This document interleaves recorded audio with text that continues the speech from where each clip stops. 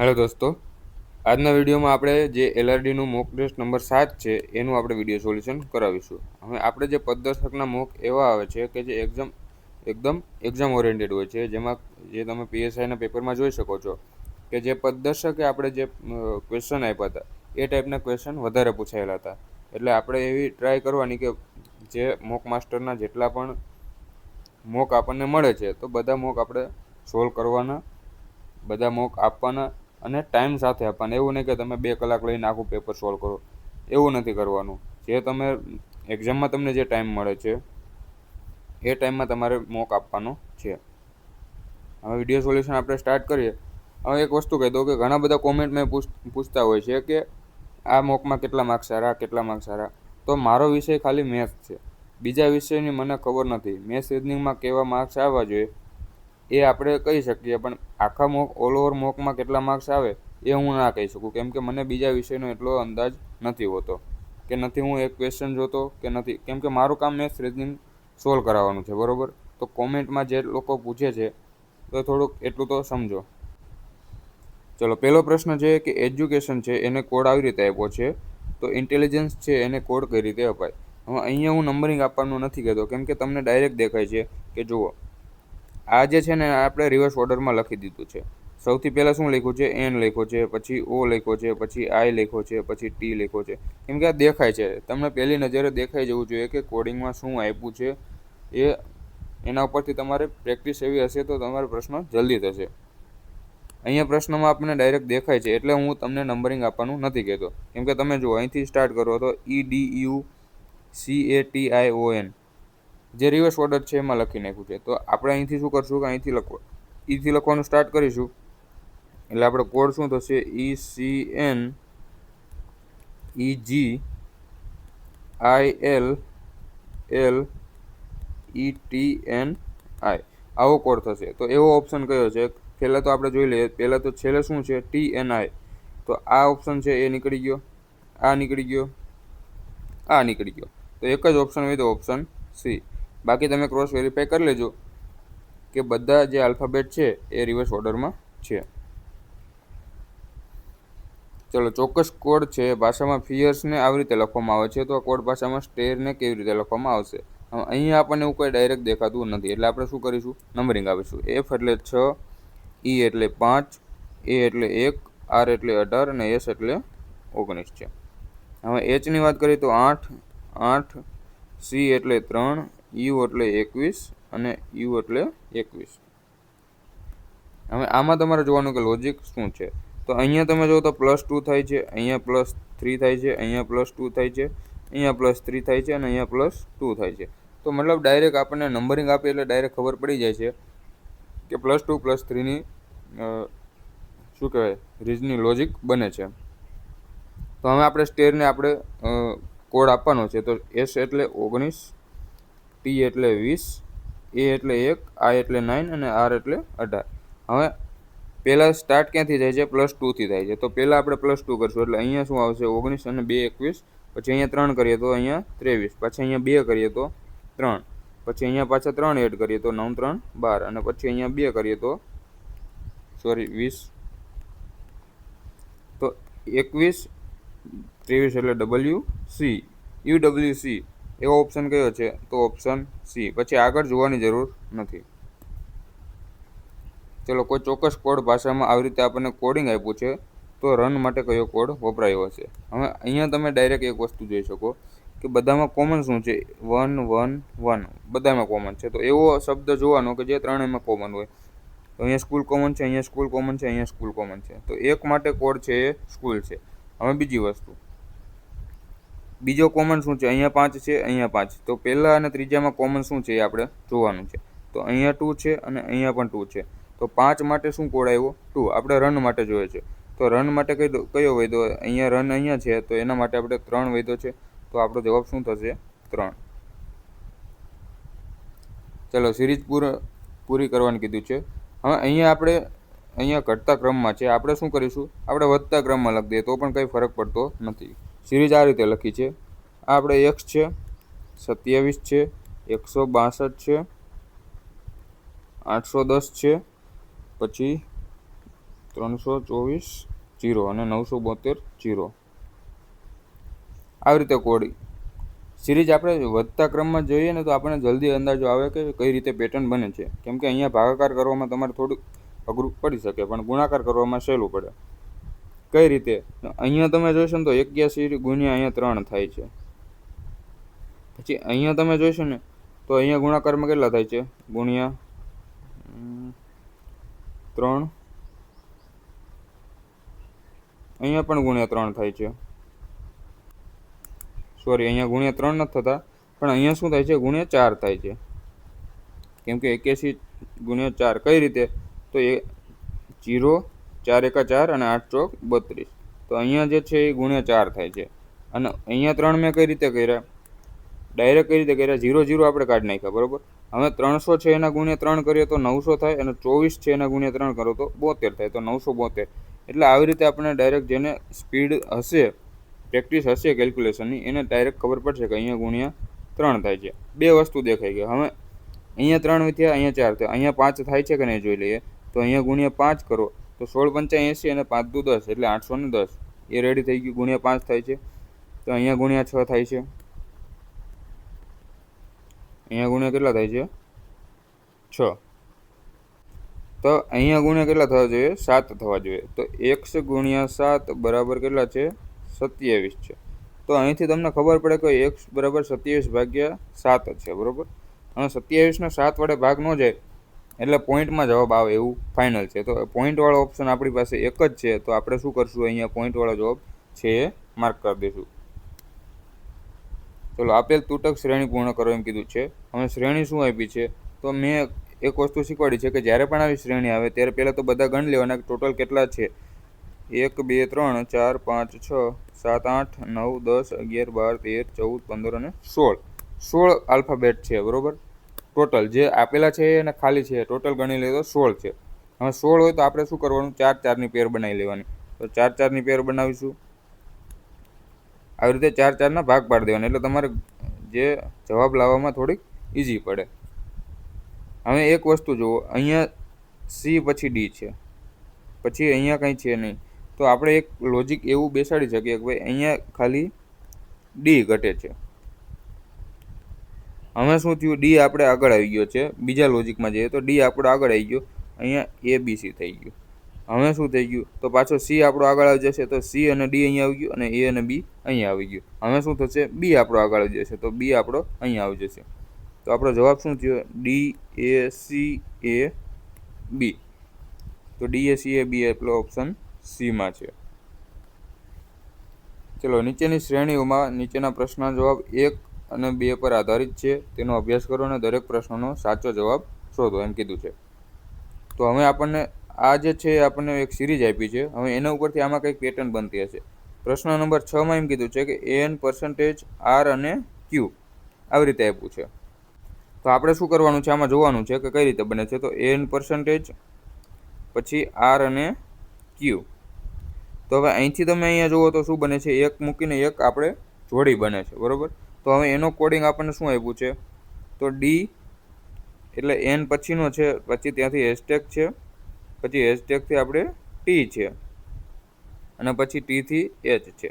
તો આવી પેટર્ન એક બને છે. તો હવે એના માટે આપણે શું કીધું છે કે આ જે છે એના માટે આપણે કોડ શું હશે?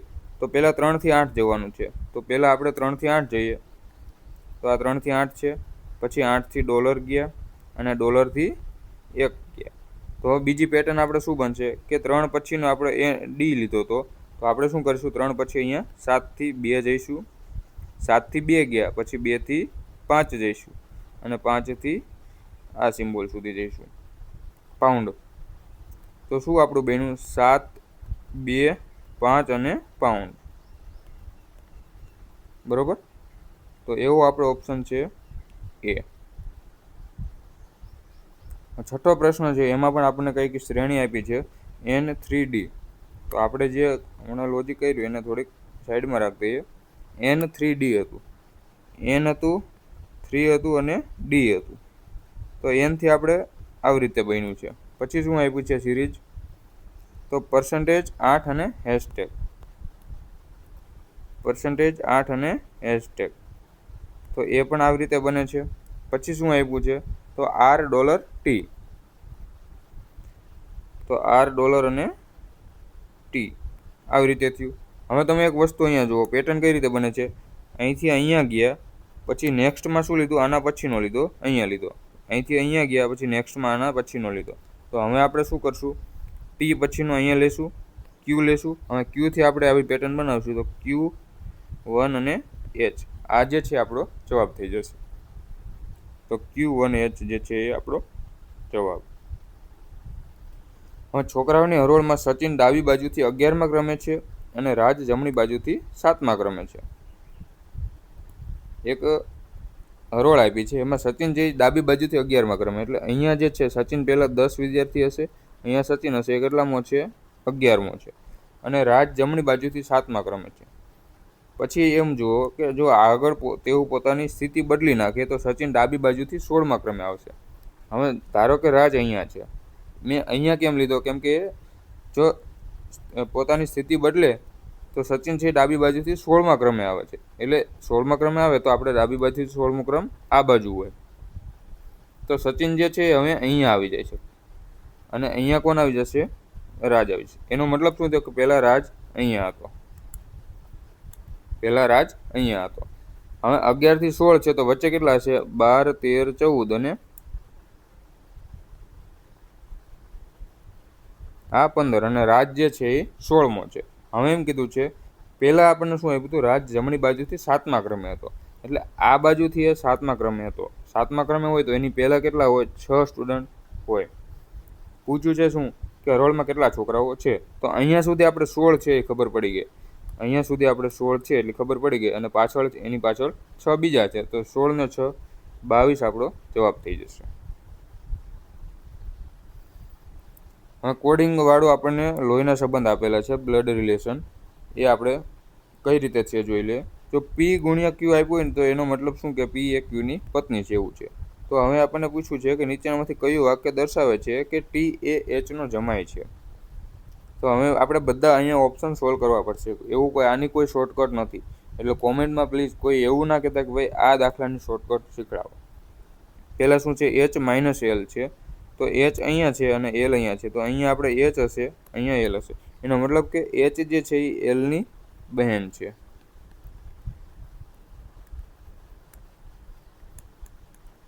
H જે છે એ Lની બહેન છે. પછી શું છે, L ભાગ્યા T, તો અહીંયા L છે, અહીંયા T છે. L છે એ Tની માતા છે, તો L જે છે એ Tની માતા છે. તો આમાંથી એવી તો આપણને નથી ખબર પડતી કે ભાઈ T જે છે એ Hનો જમાય છે, એવું તો ખબર નથી પડતી, કેમ કે આ બંને બહેન થઈ H અને L, અને એનો પુત્ર આ થયો, પુત્ર કે પુત્રી. તો આપણને અહીંથી પહેલા ઓપ્શનથી આપણને ખબર પડતી નથી, તો આપણો જવાબ એ નથી. ચલો આ ઓપ્શન નીકળી ગયો. હવે જોઈએ તો H ગુણ્યા F છે, તો H ગુણ્યા F એટલે H એ Fની પત્ની છે, F પુરુષ હશે અને H જે છે એ સ્ત્રી હશે. પછી F પ્લસ L છે, તો અહીંયા F છે, અહીંયા L છે, તો F એ Qનો પુત્ર છે એવું થયું, સોરી F એ Lનો પુત્ર છે, તો અહીંયા શું હશે, F જે છે એ Lનો પુત્ર છે. હવે Lને આપણને ખબર નથી કે સ્ત્રી છે કે પુરુષ છે. પછી L ભાગ્યા T છે, તો અહીંયા L છે, અહીંયા T છે. L એ Tની માતા છે, તો L જે છે એ Tની માતા છે. હા, અહીંથી આપણને ખબર પડે છે કે નહીં કે T Hનો જમાય છે, તો એવી તો કંઈ ખબર પડતી નથી, તો ઓપ્શન બી પણ આપણો જવાબ નથી.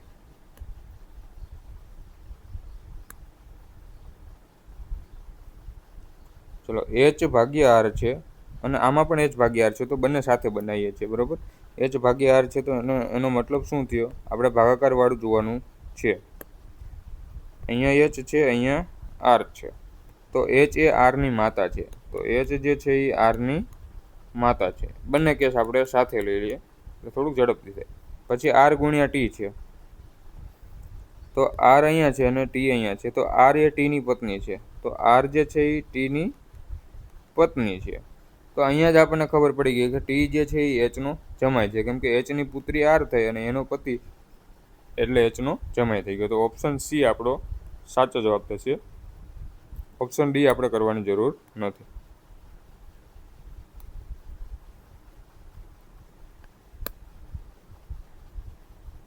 ચલો, રાહુલ 10 કિલોમીટર પૂર્વમાં ચાલે છે અને ડાબે વળે છે. હવે જ્યારે પણ આવી આવે ત્યારે આપણે શીખવાડેલું છે કે ભાઈ આવી રીતે એક દિશાવાળું બનાવી નાખવાનું, એટલે તમને ખબર પડે. જેને ખબર નથી પડતી ને દિશાઓ કઈ બાજુ છે એના માટે છે. બાકી જેને ડાયરેક્ટ ખબર પડે છે ડાયરેક્ટ આવી રીતે જ કરશે. ભાઈ અહીંથી પહેલાં 10 ચાલ્યો પૂર્વમાં, પછી ડાબે વળે તો ડાબે વળે તો ઉપર વળે. આવી રીતે જેને ડાયરેક્ટ ખબર પડે છે ડાયરેક્ટ કરી શકે છે. આપણે એક્સપ્લેન કરવાનું છે એટલે આપણે એવી રીતે કરીએ છીએ. તો પૂર્વ દિશા આપણે હંમેશા આ બાજુ હોય તો પહેલાં તો 10 ચાલ્યો, પછી શું કીધું, ડાબે વળે ને 3 કિલોમીટર.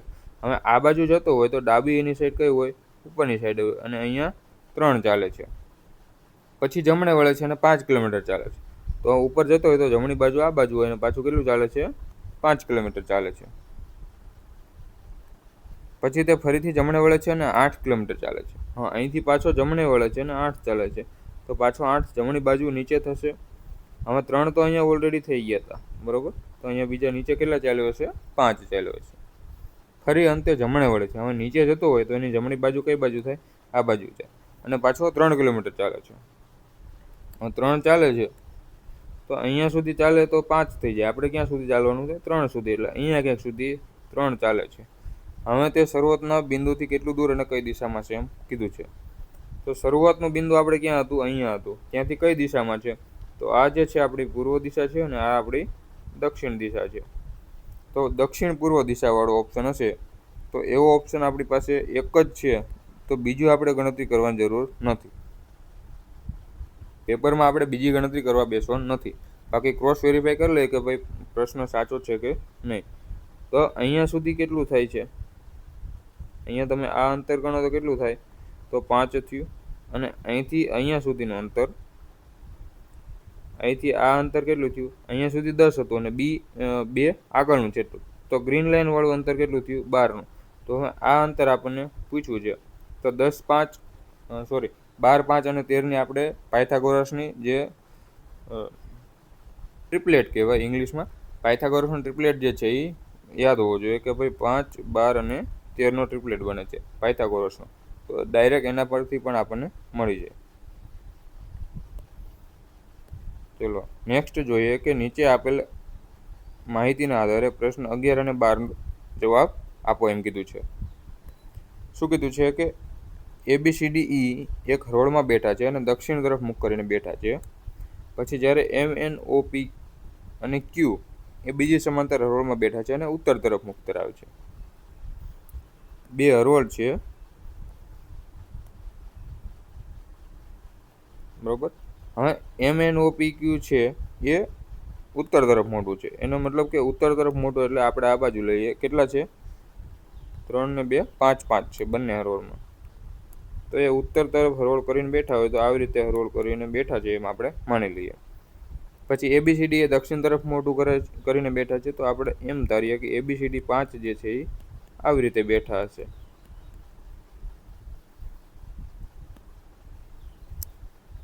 હવે બીજું આગળ એમ કીધું છે કે M એ D ની વિરુદ્ધ છે. તો અહીંયા પહેલાં તો એક સાઈડમાં લખી લેવાનું કે કોણ ક્યાં બેઠું છે. તો અહીંયા ABCD વાળા અહીંયા આવશે અને MNOPQ અહીંયા આવશે. એટલે તમારે શું કહેવાય, ભૂલ ના પડે. હવે M એ D ની વિરુદ્ધ છે. M જે છે એ D ની વિરુદ્ધ છે. એટલે D આપણો ઉપર બેસે છે અને M નીચે બેસે. તો M અને D એકબીજાની સામે બેઠા હશે. પછી શું કીધું છે કે જે B ની તરત ડાબી બાજુ છે. તો એનો મતલબ D રહ્યો એ B ની તરત ડાબી બાજુ છે. હવે નીચે જોતો હોય D વાળા જે છે B ની તરફ ડાબી બાજુ, B વાળો આપણે નીચે જોવે છે. અહીંયા જો B અહીંયા છે તો એ નીચે જોવે છે. તો નીચે જોતો હોય તો એની ડાબી બાજુ કઈ થાય, આ બાજુ થશે. તો જે B છે એ ક્યાં આવશે, આપણો અહીંયા હશે. તો આવી રીતે છે ભાઈ, B અને D આવી રીતે હશે અને નીચેની સામે M હશે. આ એક કન્ડિશન આપણે થઈ ગઈ. પછી એમ કીધું છે કે P બરાબર M અને Q ની મધ્યમાં છે. તો જ્યાં M હશે એની બરાબર મધ્યમાં P છે. તો એ કોઈ પણ રીતે હોઈ શકે, આવી રીતે પણ હોઈ શકે. આપણને ખબર નથી કે કણ કઈ બાજુ બેઠું છે. ચલો નેક્સ્ટ શું આપ્યું છે, બી ઓની બરાબર વિરુદ્ધ છે, જ્યારે એ ક્યુની વિરુદ્ધ છે. એટલે પાછી બીજી આપણને પેર આપી છે, બી એની સામે ઓ હશે અને એ એની સામે ક્યુ હશે.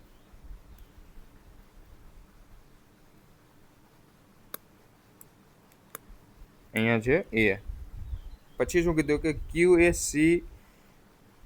અને સી એકબીજા સાથે વિકર્ણ બનાવે છે. હવે વિકર્ણ બનાવતો હોય ને એનો મતલબ કે આ રીતે બનાવે છે ક્રોસ. આને વિકર્ણ કહેવાય, કેમ કે આપણે આમ બનાવીએ તો આપણું શું થઈ ગયું, લંબચોરસ થઈ ગયું. હવે વિકર્ણ બનાવતો એનો મતલબ કે ક્રોસમાં છે. અને અહીંયા એમ નથી કીધું, પણ વિકર્ણ આપણે છે ને લઈશું કે જે છેડે હશે ને એને વિકર્ણ લઈશું.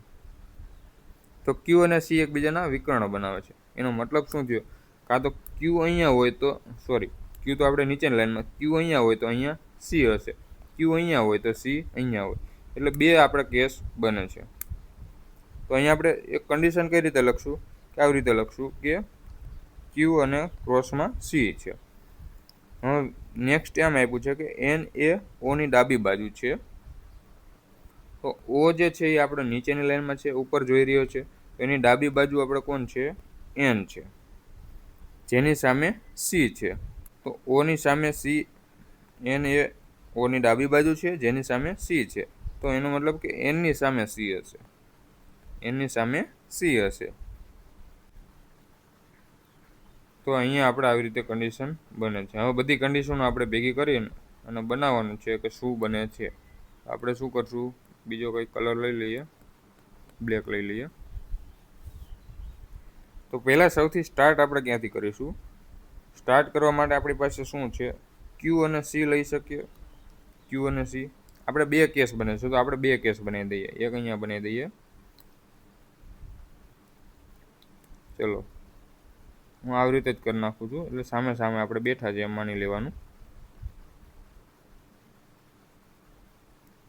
પહેલાં આપણે શું કર્યું, જે આ જે કન્ડિશન છે ને ત્યાંથી આપણે સ્ટાર્ટ કર્યું કે ક્યુ અને સી વિકર્ણ બનાવે છે.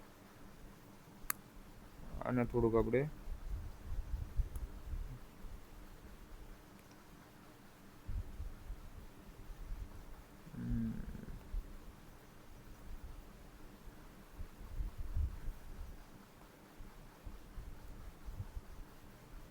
ચલો એટલું આગું પાછું કરી લે એટલે આપણે થોડીક સ્પેસ મળી રહે.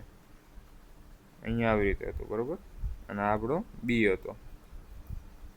પહેલાં તો ક્યુ અને સી વાળી, તો ક્યુ અહીંયા હોય તો સી આપણો અહીંયા હશે. બીજું કેસ શું, ક્યુ અહીંયા બનાવીએ તો સી આપણે સામે બનાવીએ. પછી ક્યુની સામે તો એ છે ખબર છે, તો અહીંયા આપણે એ મૂકી દેવાનો છે. એવી રીતે અહીંયા એ મૂકી દેવાનો છે. આ કન્ડિશન લીધી, જેટલા દેખાય એટલા મૂકવા જ માંડવાના બરાબર. પછી શું છે, તો સી જે છે એની સામે આપણે એન છે, એ કન્ડિશન અહીંયા છે.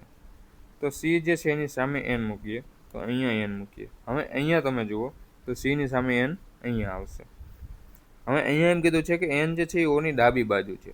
તો અમે અહીંયા આપણે ઓની જે છે એ તમે અહીંયા કોઈ પણ જગ્યાએ આવશે. તો અહીંયા તમે ક્યાંય ઓ આવશે તો એન જે છે એની જમણી બાજુ થઈ જશે. એટલે નીચેનો કેસ આપણો શું થઈ જશે, કેન્સલ. એટલે આ કેસ આપણો કેન્સલ થઈ ગયો. તો હવે આપણે વધ્યું છે એ કયું જોવાનું છે, ઉપરનું જોવાનું છે.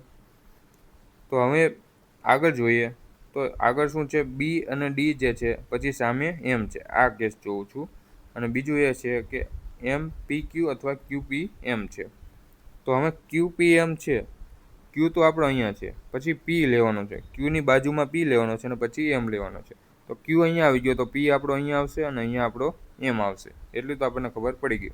હવે તમે અહીંયા આવી જાઓ તો એમની સામે તો ડી છે, તો અહીંયા આપણે ડી મૂકી દઈએ. અને જે છે ડી એ કોની છે, બીની ડાબી સાઈડ છે, તો અહીંયા આપણો બી મૂકી દઈએ. નીચે કોણ વધ્યું, તો આપણો ઓ બાકી રહ્યો છે. હવે આગળની કન્ડિશન છે એ આપણે ઓટોમેટિક આવી ગઈ છે, બીની સામે ઓ છે. તો આ આપણો થઈ ગયું આપણું એરેન્જમેન્ટ કમ્પ્લીટ. તો બાકીનું આપણે કાઢી લઈએ છીએ અને જે વધ્યું છે આપણો જવાબ એ રહેવા દઈએ છીએ.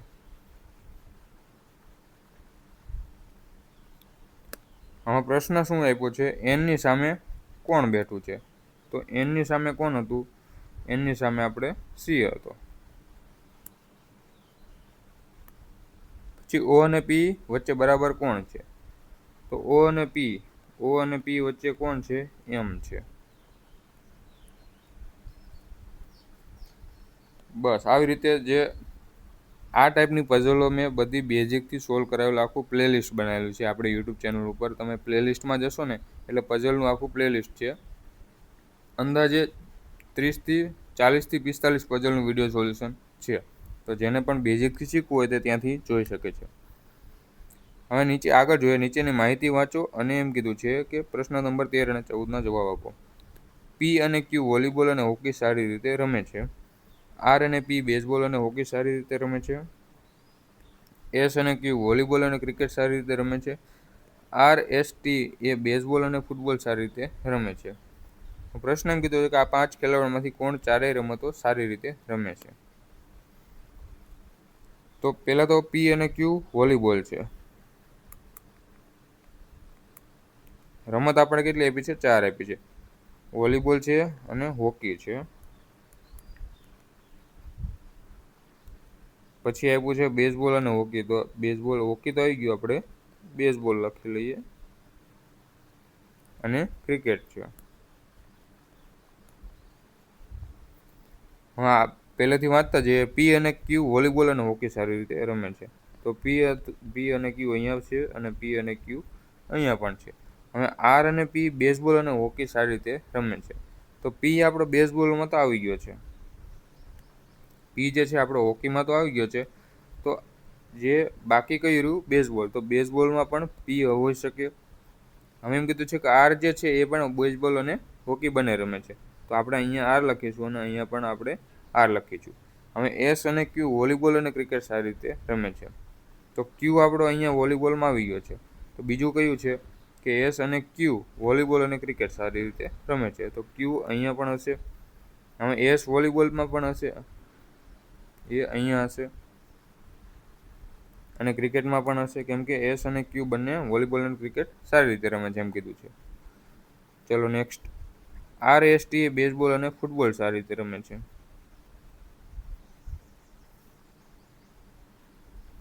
વોલીબોલ 5 રમત આવી ગઈ.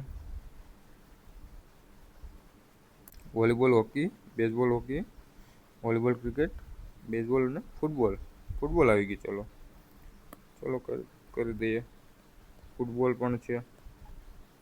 એમાં શું કીધું છે આપણને?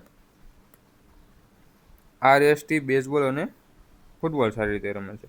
તો બેઝબોલમાં આપણે આર આવી ગયો છે, તો એસ અને ટી આપણે લખી શકીએ. અને ફૂટબોલમાં પણ આપણે આર એસ ટી લખી શકીએ. હવે એમ કીધું છે કે આ 5 ખેલાડીઓમાંથી ચારેય રમતો કોણ સારી રીતે રમે છે? તો 4 રમતમાં આવતો હોય એવું આપણે કોમન જોઈ લઈએ. તો ક્યુ અહીંયા છે, ક્યુ અહીંયા છે, ક્યુ અહીંયા છે. બીજે ક્યાંય નથી. તો ક્યુ તો નથી. પછી પી જોઈ લે. તો પી 3 જગ્યાએ પી છે, તો પી પણ નથી આવતું આપણે ક્યાંય. એસ જોઈએ. તો એસ અહીંયા છે, અહીંયા છે, અહીંયા છે અને અહીંયા. તો એસ જે છે આપણે 4 રમતમાં આવે છે. તો એસ આપણો જવાબ હોઈ શકે. આગળ જોઈ લઈએ. આર નથી ને ક્યાંય. આર અહીંયા છે, આર અહીંયા છે અને આર અહીંયા છે. 3 જગ્યાએ આર છે, તો આર નહીં આવે. તો 4 રમતમાં આપણે કોણ આવ્યો? એસ આવ્યો. 14માં એમ કીધું છે કે હોકી, વોલીબોલ અને ક્રિકેટ કોણ સૌથી વધુ સારી રીતે રમે છે? હોકી, વોલીબોલ અને ક્રિકેટ. તો ત્રણેયમાં કોમન હોય એ આપણે જોવાનું છે. તો હોકી અને વોલીબોલમાં પી અને ક્યુ કોમન છે. હવે ક્રિકેટમાં જોઈ લે. તો ક્રિકેટમાં આપણે ક્યુ એક છે પણ પી નથી. તો ક્યુ જે છે એ વોલીબોલ, હોકી અને ક્રિકેટ ત્રણેયમાં આવે છે. તો આપણો જવાબ થશે ક્યુ. 15માં જોઈએ. એક કામદારે 2:39 અને 40 વાગ્યે બલ્બ ચાલુ કર્યો, એટલે કે 2 કલાક 39 મિનિટ અને 40 સેકન્ડે બલ્બ ચાલુ કર્યો છે. હવે તે જ દિવસે 12:30 અને 34 વાગ્યે બલ્બ બંધ કર્યું. તો બલ્બ કેટલા ટાઈમ માટે ચાલ્યો છે એમ પૂછ્યું છે. ચલો પહેલાં તો આપણે શું કરશું? 2:39 અને 40 છે. તો આપણે એવું પણ કરી શકીએ કે ભાઈ આમાંથી આપણે બાદ કરી શકીએ. તો એવું પણ આપણે કરી શકીએ, પણ એવું નથી કરવું. આપણે શું કરશું? પહેલાં 2:39 છે ને એને આપણે ભૂલી જાઓ. પહેલાં અહીંથી આપણે શું બનાવી દઈએ? 2:40 બનાવી દઈએ. તો 2 અને 40 મિનિટ અને 00 સેકન્ડ માટે પહેલાં તો કેટલા સેકન્ડ એડ કરવા પડે? તો 20 સેકન્ડ એડ કરવા પડે. એ આપણે 20 સેકન્ડ એડ કર્યા. પછી શું કરશું, 2:40થી આપણે 3 વાગ્યા સુધી જઈએ. તો 3 વાગ્યા સુધી જઈએ તો પછી 2:40થી 3 વાગ્યા સુધી જવા માટે કેટલી 20 મિનિટ એડ કરવી પડશે. તો 20 મિનિટ આપણે એડ કરી. હવે શું કરશું, 3થી આપણે 12 સુધી જઈશું. 3થી આપણે 12 વાગ્યા સુધી જઈશું. તો 3થી 12 જવું એટલે કેટલી કલાક થશે, 3થી 6, 6થી 9 અને 9થી 12, 3 કલાકનો છે. 9 કલાક થઈ એ થઈ. હવે શું કરશું, 12થી 30 મિનિટ એટલે 30 મિનિટ આપણે બીજી ગણ લઈએ અને પછી 34 સેકન્ડ બીજી ગણી લઈએ હજી. આવી રીતે તમારે ઝડપી થશે અને ભૂલ પણ પડવાના ચાન્સ ઓછા રહે છે. ચલો હવે મિનિટ, કલાક અને સેકન્ડનો સરવાળો. તો કલાક કેટલી છે, 9 કલાક છે. મિનિટ કેટલી છે, અહીંયા 20 છે, અહીંયા 30 છે, એટલે 50 મિનિટ એ થઈ ગઈ. તો 50 મિનિટ. સેકન્ડ કેટલી થઈ ગઈ, 34 અહીંયા છે અને 20 અહીંયા છે, તો 54 સેકન્ડ. એ ઓપ્શન કયો છે આપણો, ઓપ્શન એ. હવે સુરેશનો જન્મ છે 4 ઓક્ટોબર 1999ના રોજ થયો હતો.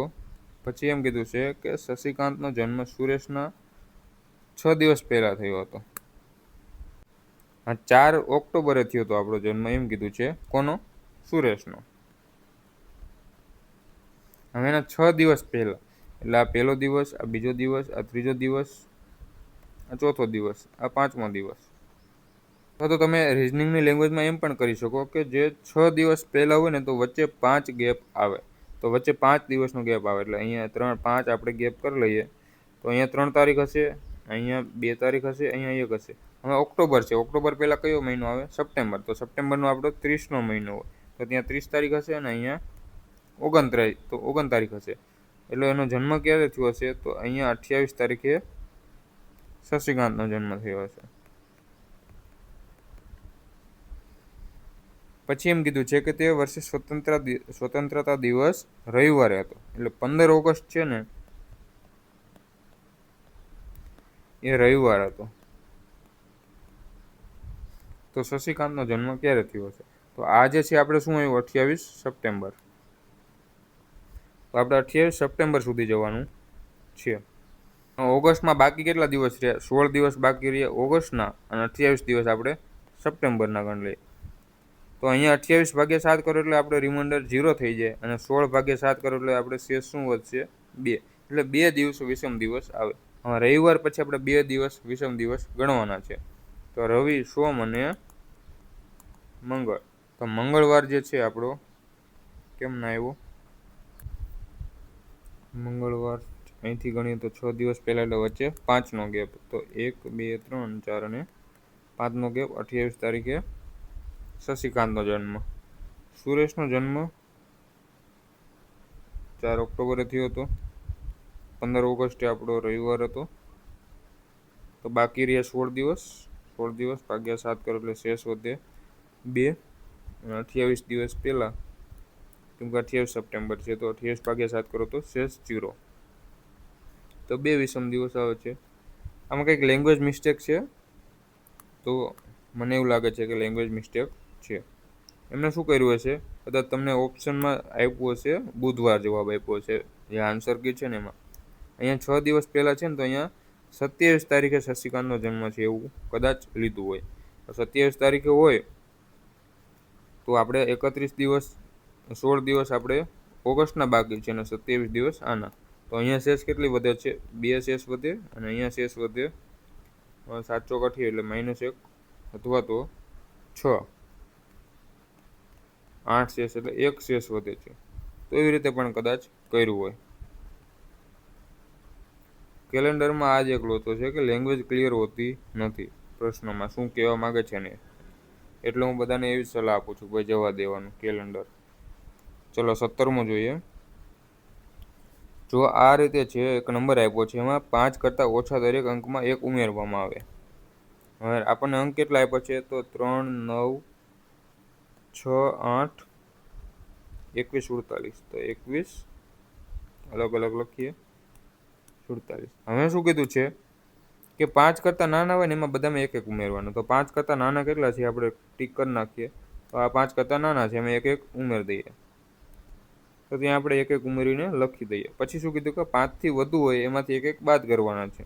તો અહીંયા 8 વધ્યા, અહીંયા 5 વધ્યા, અહીંયા 7 વધ્યા અને અહીંયા 6 વધ્યા છે.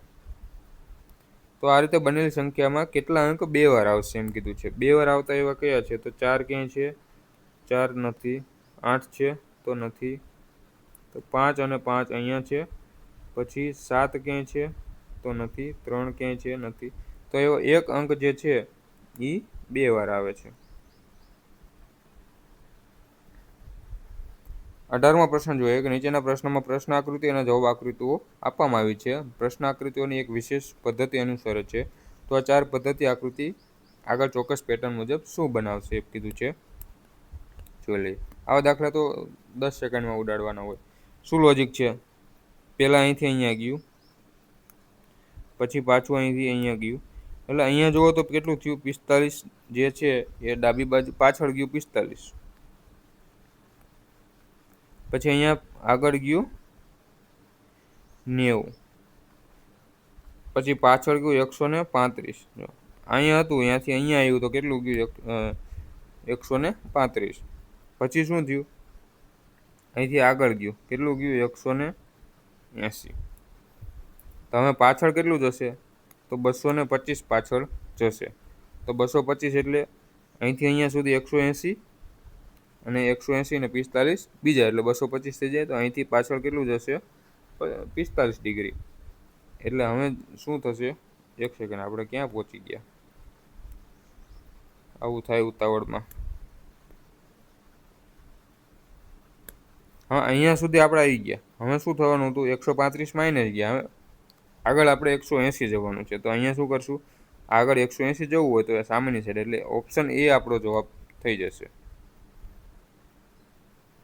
જ્યારે બસ શરૂ થતી ત્યારે તેમાં ચોક્કસ સંખ્યામાં મુસાફરો બેઠા હતા. પહેલા સ્ટોપ ઉપર અડધા મુસાફરો બસમાંથી ઉતરી ગયા અને 35 મુસાફરો બસમાં ચડ્યા. બીજા સ્ટોપ પર 1/5 મુસાફરો ઉતરી ગયા અને 40 ચડ્યા. ત્યારબાદ બસમાં 80 મુસાફરો હતા. અંતે બસ રોકાયા વિના પોતાના ગંતવ્ય સ્થાન તરફ આગળ વધી. તો શરૂઆતમાં કેટલા હતા? આવા દાખલા તમે બે રીતે કરી શકો. એક તો ઓપ્શનથી અને બીજું પાછળથી શરૂ કરવાનું. કેટલા? 3 સ્ટોપ હતા. હવે છેલ્લે કેટલા હતા? 80 હતા. હવે 80 હતા એ પહેલાં કેટલા? 40 ચડ્યા હતા. એ પહેલાં 40 ચડ્યા હતા તો પહેલાં કેટલા હશે? 40 હશે. પછી શું થયું કે બીજા સ્ટોપ પર 1/5 મુસાફર ઉતરી ગયા. હવે 1/5 ઉતરી ગયા તો વધ્યા કેટલા હોય? એનો મતલબ કે 5 હતો તો એમાંથી 1 ઉતરી ગયો. 1/5નો મતલબ એ હતો કે 5 મુસાફર હોય તો 1 ઉતરી ગયો. તો વધે કેટલા? 4. તો અહીંયા 4ની કિંમત આપણને શું છે? 40. તો 5ની કિંમત કેટલી હશે? 50. એટલે બીજા સ્ટોપ ઉપર આપણે 50 મુસાફર હતા. હવે એ 50 ક્યારે હતા? જ્યારે 35 મુસાફર ચડ્યા હતા. તો પહેલાં કેટલા હશે? 15 હશે. હવે એમ કીધું છે કે પહેલા સ્ટોપ પર અડધા તો ઉતરી ગયા હતા.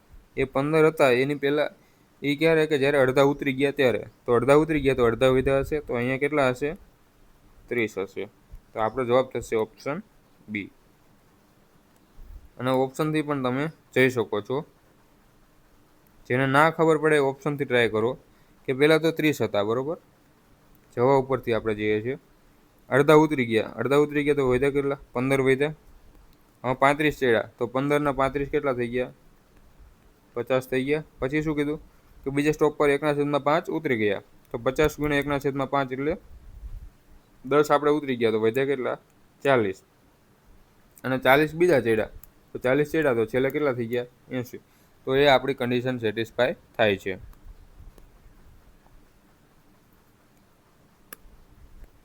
ચલો, બે ભાઈઓની ઉંમર વચ્ચેનો તફાવત તેમના માતા પિતાની ઉંમર વચ્ચેના તફાવત જેટલો જ છે. મોટા ભાઈની ઉંમર 25 વર્ષ છે. બે ભાઈ છે. B1 છે એ મોટો કરું છું અને B2 જે છે એ નાનો ભાઈ છે.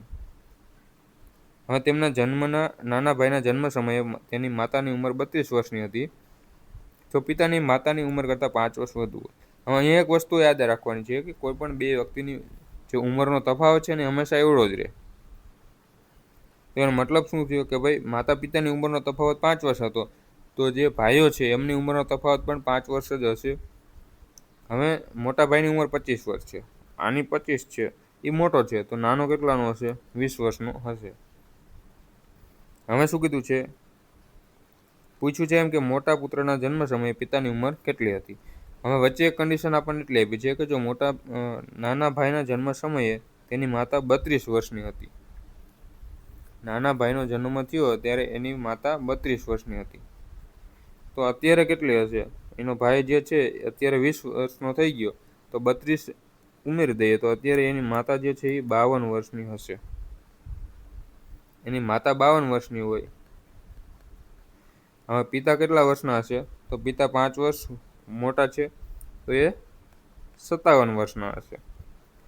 એ કોણ હશે? પિતા.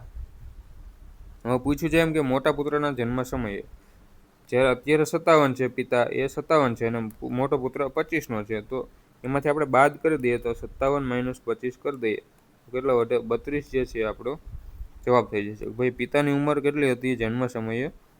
32 વર્ષ. નેક્સ્ટ જોઈએ, એન થી ક્યુ જવાનું છે. એન થી ક્યુ જવાનું છે, તો પહેલાં તો આપણે કોમન જોઈએ તો ક્યાંથી જવાય છે? તો એન થી એમ જઈએ છીએ, પછી એમ થી આપણે ક્યુ જઈએ છીએ. તો પહેલું વિધાન તો સાચું છે, કેમ કે આ બાજુ જઈએ તો એરો આવી રીતે છે બધા, અને આ બાજુ જઈએ તો બધા એરા આવી રીતે છે. તો પહેલું વિધાન આપણું સાચું બને છે.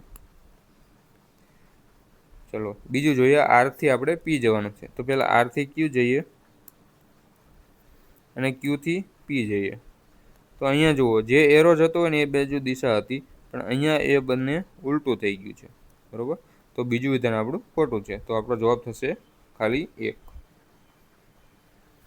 4 પ્રકારના પાસા બતાવેલા છે. આ પાસામાં એક બિંદુની વિરુદ્ધ બાજુ પર કયા નંબરના બિંદુ હશે એવું પૂછ્યું છે. તો આપણે બિંદુ નથી જોતા અને નંબરિંગ આપી દઈએ એટલે થોડુંક સહેલું થઈ જાય.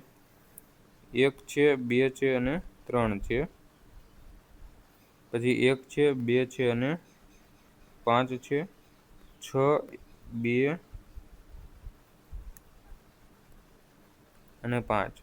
તો આપણે શીખવાડેલું છે કે જે હંમેશા એક કોમન હોય ને એવો લઈને આપણે ચાલવાનું છે. અહીંયા છે 6, અહીંયા 3 છે અને અહીંયા 2 છે. તો ખાલી એક કોમન હોય ને એવું જોઈ લ્યો. અહીંયા 2 છે અને અહીંયા 2 છે, બીજા કોઈ કોમન નથી. આ તો આપણે એ બેને કમ્પેરિઝન, કેમ કે એ સહેલું પડે. હવે શું કરવાનું? 2 થી સ્ટાર્ટ કરીને આપણે આવી રીતે જવાનું છે. તો 2, 1 અને 5 લખવાનું છે. પછી અહીંયા પાછળ આવી રીતે ચાલુ કરવાનું છે. 2, 6 અને 3.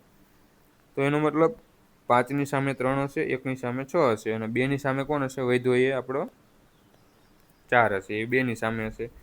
તો 1ની વિરુદ્ધ કયું હશે એ પૂછ્યું છે. તો 1ની વિરુદ્ધ આપણે કયું આવ્યું? 6. નીચેના કયો વેન ડાયાગ્રામ શિક્ષિત, શિક્ષક અને નોકરિયાત વર્ગનો સંબંધ દર્શાવે છે? તો અહીં એક વસ્તુ સમજવાની કે નોકરિયાત જે શિક્ષક જે છે એ બધા તો શિક્ષિત હોવાના છે. તો આપણે શું માનીશું? શિક્ષક.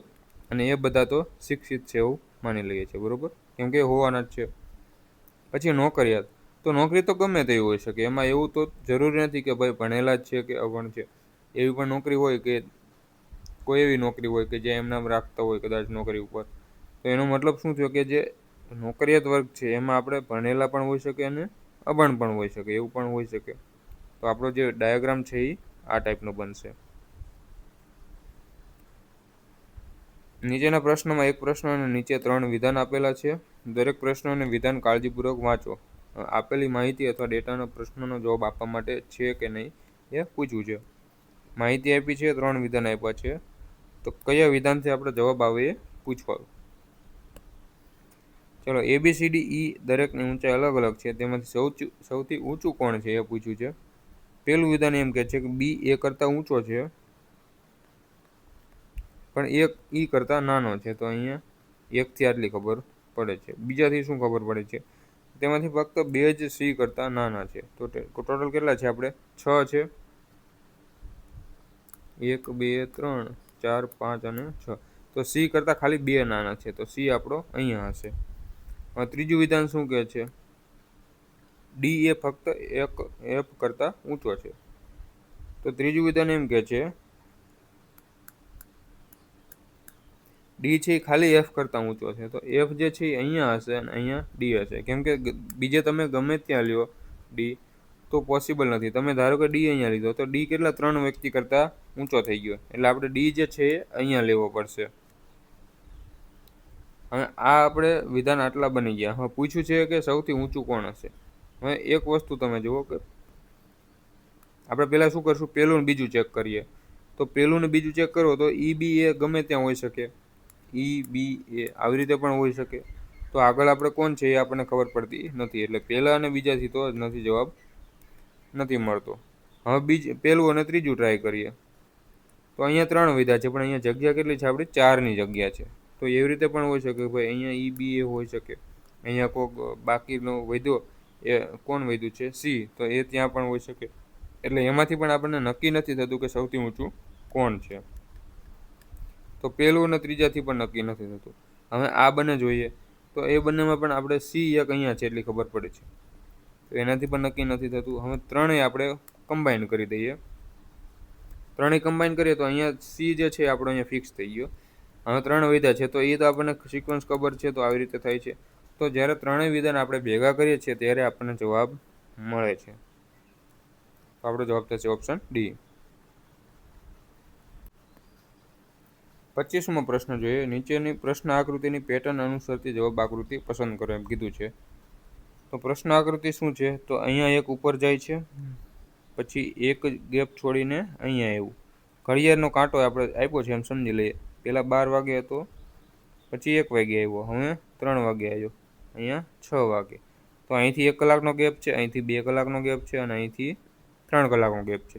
તો હવે કેટલા 4 કલાકનો ગેપ હશે, તો 6 ને 4 10, એટલે 10 વાગે કાંટો હોવો જોઈએ. તો એ ઓપ્શન એમાં આપણો અહીંયા 10 વાગે કાંટો આવે છે. 10-10 સેકન્ડમાં ઉડાડવાના પ્રશ્નો છે આ.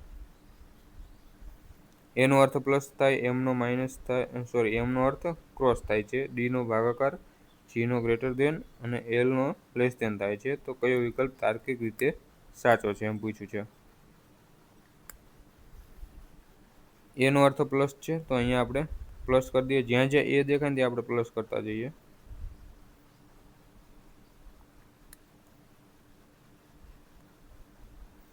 પછી એમનો અર્થ ગુણાકાર છે, તો પહેલાં એ વાળા આપણે બધા પ્લસ કરી નાખીએ, કેમ કે ઓપ્શન અહીંયા બધા ચેક કરવા પડશે.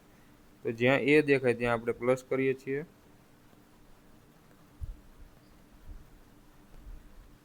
પેપરમાં આવી રીતે નથી કરવાનો, બાકી તમે ચેકી નાખશો પછી જવાબ નહીં મળે તો શું કરવાનું છે, પેપરમાં તમારે સાઈડમાં લખીને કરવાનું છે. ચલો, એમનો અર્થ ક્રોસમાં થાય છે, એમનો અર્થ ગુણાકાર થાય છે.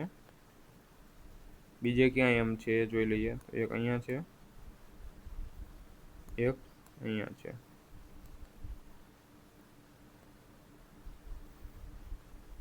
ચલો, જીનો અર્થ ગ્રેટર ધેન છે, તો અહીંયા આપણે ગ્રેટર ધેન કરી નાખીએ. બીજે ક્યાંય જી નથી. પછી એલનો અર્થ લેસ ધેન છે, તો અહીંયા આપણે લેસ ધેન કરી નાખીએ. ચલો, ડીનો અર્થ ભાગાકાર છે, તો અહીંયા આપણે ભાગાકાર કરી નાખીએ.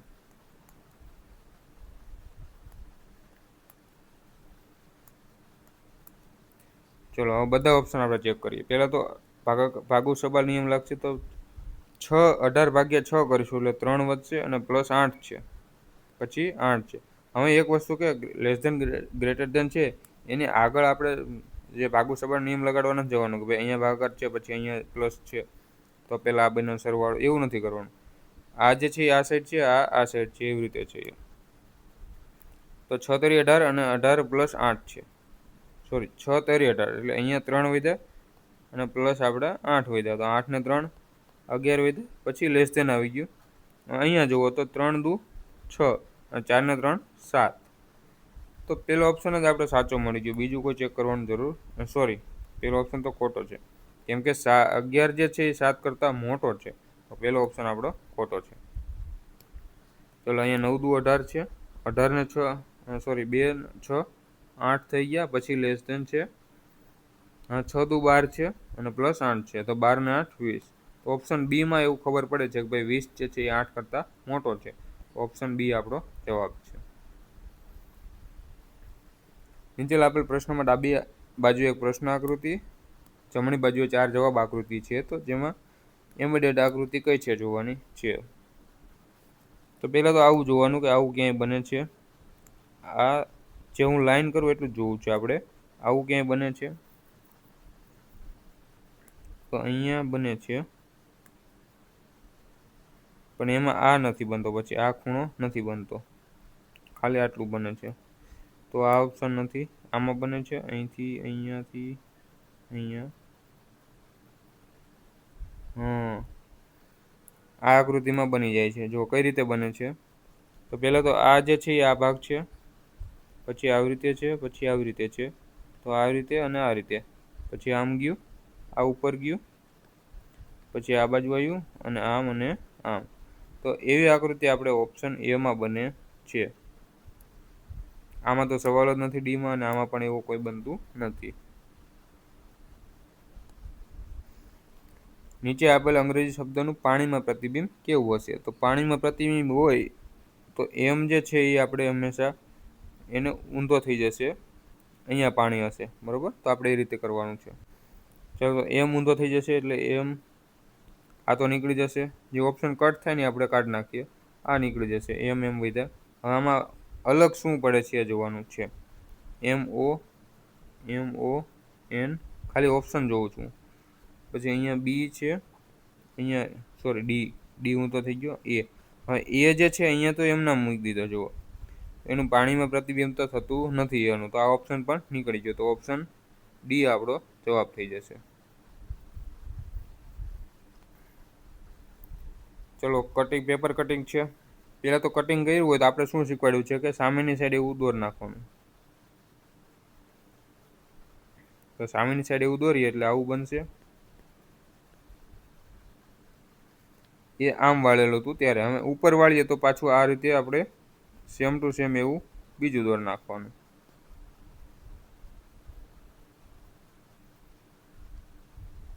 તો આવી આકૃતિ છે શેમાં છે? ઓપ્શન બીમાં છે. કેમ કે આ જે છે આપણે લાઈન બનાવી છે, પણ એ હકીકતમાં હોતી નથી.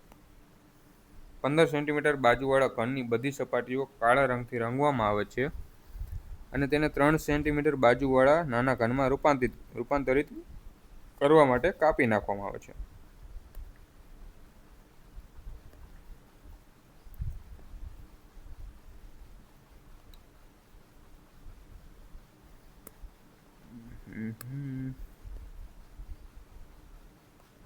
ચલો, આવી રીતે છે. ઘન છે, આપણે સમઘન આપણે બનાવી દઈએ.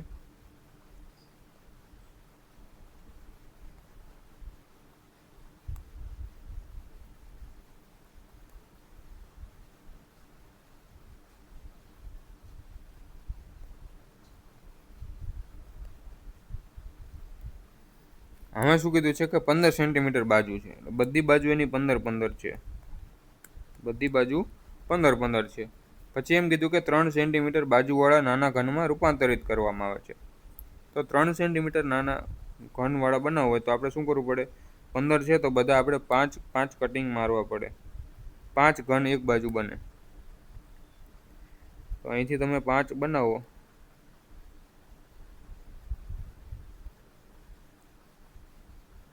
3,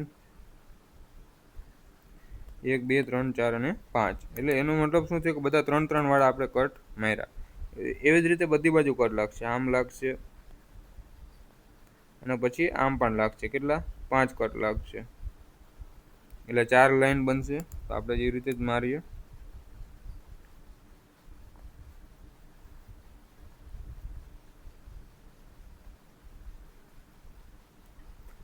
આવી રીતે તમે કટ મારશો ને, અહીંયા પણ આવી રીતે 5 બનશે.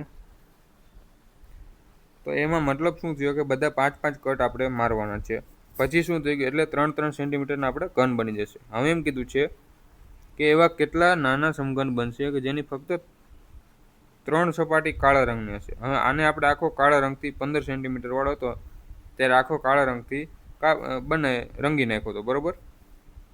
હવે 3 સપાટી જે કાળા રંગવાળી હોય એવા કયા કયા ઘન થશે?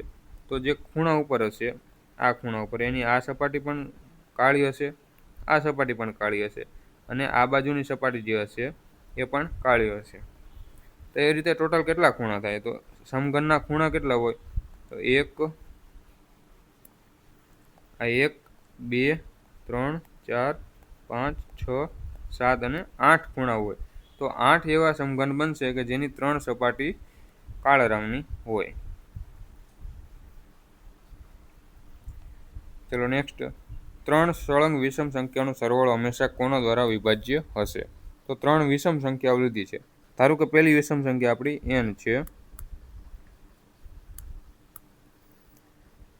n છે, તો બીજી કઈ હોય? તો n+2 હશે, અને ત્રીજી કઈ હશે? n+4. હવે એમ કીધું છે કે આનો સરવાળો, તો બધાનો સરવાળો કરીએ તો શું થશે? 3n + 6. આમાંથી આપણે 3 કોમન નીકળે છે, તો n + 2 વધશે. તો આ સંખ્યા જે છે હંમેશા 3થી વિભાજ્ય તો હોય જ. તો આપણો જવાબ થશે ઓપ્શન. ચલો અલગ અલગ ઓપ્શન આપ્યા છે. તો 6થી વિભાજ્ય હોય એવું તો પોસિબલ નથી, કેમ કે n બરાબર તમે 1 લ્યો, n બરાબર આપણે 1 લઈએ, તો જે આ જે છે સંખ્યા શું થશે? 3 ને 3 9 થશે, કેમ કે અહીંયા 1 લ્યો n બરાબર, તો 3 × 3 થશે. હવે વિષમ સંખ્યા જ લેવાની છે, તો અમે કઈ લઈશું? n બરાબર 3 લઈશું આપણે, તો અહીંયા 3 થઈ જશે અને અહીંયા 5 થઈ જશે, તો આ કેટલી થશે? 15 થશે. પછી 4 લ્યો, 5 લ્યો તમે n બરાબર, તો અહીંયા 3 × કેટલા થશે? 7 થશે, તો આ થશે 21. તો એમાંથી એક સંખ્યા એવી નથી કે હંમેશા કોઈ એક સંખ્યા વડે વિભાજ્ય હોય, એટલે ખાલી 3 એક એવી સંખ્યા છે કે જેનાથી વિભાજ્ય હોય. આપણો જવાબ થશે ફક્ત બી.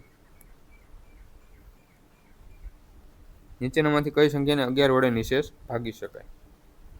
તો સંખ્યા આપી છે 11 વડે નિશેષ ભાગવા માટે શું છે કે આ બધા અંકોનો સરવાળો જે છે એ સરખો હોવો જોઈએ, અથવા એમની બાદબાકી જે છે એ 11ના ગુણાંકમાં હોવો જોઈએ, ડિફરન્સ 1 ને 1 છોડીને. તો 8 ને 7 15, 15 15 ને 6 21 થશે. પછી એ જ રીતે નીચે બાકી રહે એનો અલગ અલગનો, 3 ને 1 4, 8 ને 4 12. આ બેનો ડિફરન્સ કેટલો થશે? તો 9 થશે. તો આ જે છે એ જવાબ નથી. 8 ને 7 15, 15 ને 2 17, અને 17 ને 8 25. 3 ને 1 4, 4 ને 4 8. તો -8 કરો એટલે 17 વધે, તો આ પણ જવાબ નથી. 8 ને 7 15, 15 ને 3 18, 18 ને 4 22. 2 ને 1 3, અને 8 ને 3 11. તો આ જે તફાવત છે કેટલું આવ્યું? 11. તો તફાવત 0, 11 અથવા 22 કોઈ પણ 11ના મલ્ટિપલમાં આવે એટલે એ હંમેશા સંખ્યા 11 વડે વિભાજ્ય હોય. તો આ જવાબ આપણો સાચો છે. 3 અલગ અલગ સિગ્નલ પોઈન્ટ પર ટ્રાફિક લાઇટ અનુક્રમે દર 45, 75 અને 90 સેકન્ડ પછી બદલાય છે. જો બધી લાઇટો 7, 20 અને 15 કલાકે એકસાથે બદલાય તો ફરીથી ક્યારે બદલાશે? 45, 75 અને 90 સેકન્ડે બદલાય છે. તો હવે આવા દાખલામાં આપણે શું કરીએ છીએ કે આ ત્રણેય સંખ્યાઓનો આપણે લસા લઈ લઈએ છીએ. તો લસા લેવા માટે આ શું થઈ જશે? 3નો વર્ગ ગુણ્યા 5 છે. બંને રીતે તમે લસા લઈ શકો. આ બેનો લસા લઈને પછી એમ પણ તમે કરી શકો. તો પહેલા તો કોઈ પણ બે સંખ્યાનો લસા લઈ લો. તો આ બેનો લસા શું થશે? તો એ બેનો લસા થશે 90. ચલો બંને રીતે શીખવાડી દઈએ. એ બેનો લસા 90 થઈ ગયો. હવે 90 અને 75નો લસા લઈ લ્યો. તો આમાં 15 ગુણ્યા 5 છે, આમાં 15 ગુણ્યા 6 છે. તો 15ને આપણે કોમન કાઢી લઈએ, વધ્યું એ આપણે ગુણાકાર કરી નાખવાનો છે. તો શું વધ્યું? 6 પંચા 30 અને અહીંયા 15. તો 450 જે છે એ આપણો લસા થશે. અથવા તો એમ ના કરવું હોય તો આપણે શું બીજું શીખવાડ્યું છે? ગુણાકારની રીતે. અહીંયા 3નો વર્ગ ગુણ્યા 5 થશે, અહીંયા 5નો વર્ગ છે અને એના ગુણ્યા 3 થાય છે, અને અહીંયા શું થાય છે? 3નો વર્ગ ગુણ્યા 5 ગુણ્યા 2. હવે જે સૌથી મોટી ઘાત હોય કોમન નીકળે. તો અહીંયા 3નો વર્ગ છે, અહીંયા 3નો વર્ગ છે, તો એમાં વર્ગમાં 3નો વર્ગ નીકળે 9 કોમન નીકળશે. પછી 5માં સૌથી મોટી ઘાત કઈ છે? 2 છે, તો અહીંયા ગુણ્યા 25 થશે, અને પછી 3 તો આવી ગયો, વધ્યો કોણ? 2, તો અહીંયા 2 ઘાત. આ અહીંથી ગુણાકાર કરો એટલે કેટલો થશે? 450. આ શું થશે? આપણે સેકન્ડ. કે બધા સેકન્ડમાં આપ્યા છે આ ટાઈમ, એટલે આપણે સેકન્ડનો લસા લીધો તો દર 450 સેકન્ડે બધા ફરીથી એકસાથે બદલાય. 450 સેકન્ડ આવ્યું, એનો મતલબ મિનિટ કેટલી થશે આપણે પહેલાં તો જોવું પડશે. 450 એટલે એની નજીકમાં 60નો મલ્ટિપલમાં કયો આવે, તો 7 ગુણ્યા 60 કરો એટલે 420 થઈ ગયું, અને 30 સેકન્ડ બીજા. આવી રીતે કરી શકો. એનો મતલબ કે 7 મિનિટ છે. 7 મિનિટ એ અને 30 સેકન્ડ બીજા. તો અહીંથી 7 મિનિટ બીજી ગણો અને 30 સેકન્ડ બીજા ગણો, ત્યારે બંને સાથે બદલાય છે. તો 7, 27 અને 45 ત્યારે બધા બીજી વાર સાથે બદલાશે. નીચેનો વિકલ્પ પસંદ કરો. મૂલ્યના ઉતરતા ક્રમમાં ગોઠવવાનો છે. ઉતરતા ક્રમમાં એટલે સૌથી મોટી સંખ્યા પહેલાં હશે. તો અમે પહેલાં તો એવા બધી સંખ્યાઓમાં આ સેમ છે, તો આપણે શું કરશું, બધાને પહેલાં ટકાવારીમાં કન્વર્ટ કરી દઈએ. તો હવે 1/9 હોય તો આપણે શું લખીએ છીએ, 11.11%. તો અહીંયા છે 5/9. તો શું થયું છે, આના ગુણ્યા 5 થયા છે, તો આના ગુણ્યા પણ તમે 5 કરી શકો. એટલે 5/9 છે, એની કિંમત છે 55.55%. ટકાવારીમાં ફેરવીએ એટલે તમારે સૌથી સહેલું પડે. ચલો, 1નું ફરી ગયું. હવે 7/11 છે. તો પહેલાં તો 1/11 હોય, એનો મતલબ શું થયો કે 9.09%. આ બધા ટકાવારી અને અપૂર્ણાંકના ફેરફાર છે એ આપણે શીખવાડેલું છે. ગ્રુપમાં હંમેશા કહેતો આવ્યો છું કે આ શીખી લેવા કન્વર્ઝન. તો અહીંયા 7/11 છે, તો અહીંયા ગુણ્યા કેટલા થાય છે, 7. તો આના ગુણ્યા 7 કરશો એટલે શું થશે, 7×9 = 63 અને 7×9 = 63.63%. તો બીજું આપણે શું થઈ ગયું, 7/11 એટલે 63.63%. હવે આગળ જોઈએ તો શું થાય છે, 8/15. હવે 8/15 છે, તો 1/15 એવું કોઈ આપણે ટકાવારીમાં ખબર નથી, એટલે આપણે શું કરશું, આને ગુણ્યા 100 કરી નાખીએ ને ટકામાં મળી જાય. તો 800/15 કરશું આપણે. 800/15 કરીશું, કેમ કે 8/15 હતું, એને ગુણ્યા 100 કરીએ ને એટલે આપણે ટકાવારીમાં મળી જાય. તો પહેલાં તો 15 × 6 = 90. તો 6 સુધી તો 15 × 5 = 75. 5 થશે, 5 વધ્યા અને 1 0 ઉપરથી, 15 × 3 = 45. અંદાજે 53% આવે છે. શેનું, 8/15નું 53% અંદાજે. હવે વધુ 11/17. તો એને આપણે શું કરશું, 1100/17 કરી નાખશું, કેમ કે આને 100 વડે ગુણી દેવાના છે. તો 1100/17. 17 × 6 = 102. 8 શેષ વધે અને 0 વધ્યું ઉપરથી, તો 17 × 4 = 68. અહીંયા કેટલા વધશે, 12 વધશે, એટલે 64% સમથિંગ આવશે. તો 11/17 એટલે શું થયું, 64% અંદાજે. હવે ઉતરતા ક્રમમાં ગોઠવવાનું છે. તો ઉતરતા ક્રમમાં ગોઠવ એટલે સૌથી મોટો હશે એ પહેલાં આવશે. તો સૌથી મોટો કોણ છે, 64%. તો 11/17 હોય એ સૌથી પહેલાં આવશે. પછી કોણ આવશે, તો 63% વાળો. તો શું આવશે, 7/11. પછી શું આવશે, તો 55% વાળો. તો 5/9 અને 8/15 વાળો છેલ્લે. તો ઓપ્શન ડી આપણો જવાબ થશે. એક પ્રિન્ટર છે, 1થી શરૂ થતા પુસ્તકના પાનાને અનુક્રમે નંબર આપે છે અને કુલ 3189 અંકનો ઉપયોગ કરે છે. તો કુલ કેટલા પાના હશે એમ કીધું છે. તો હવે 1થી શરૂ થાય છે, તો 1થી 9 સુધી આપણે કેટલા અંક હોય, 9 હોય. પછી શું થશે, તો 10થી ક્યાં જશે, આપણે 19 સુધી લઈએ, કેમ કે છેલ્લે 99 સુધી આપણે જવાનું છે. તો પહેલાં તો 10, 11, 12, 13, 14, 15, 16, 17, 18 અને 19. ટોટલ કેટલા થયા અંક, તો 1, 2, 3, 4, 5, 6, 7, 8 અને 9. 9 અંક થયા, એટલે 9 દુને 18 અંક છે.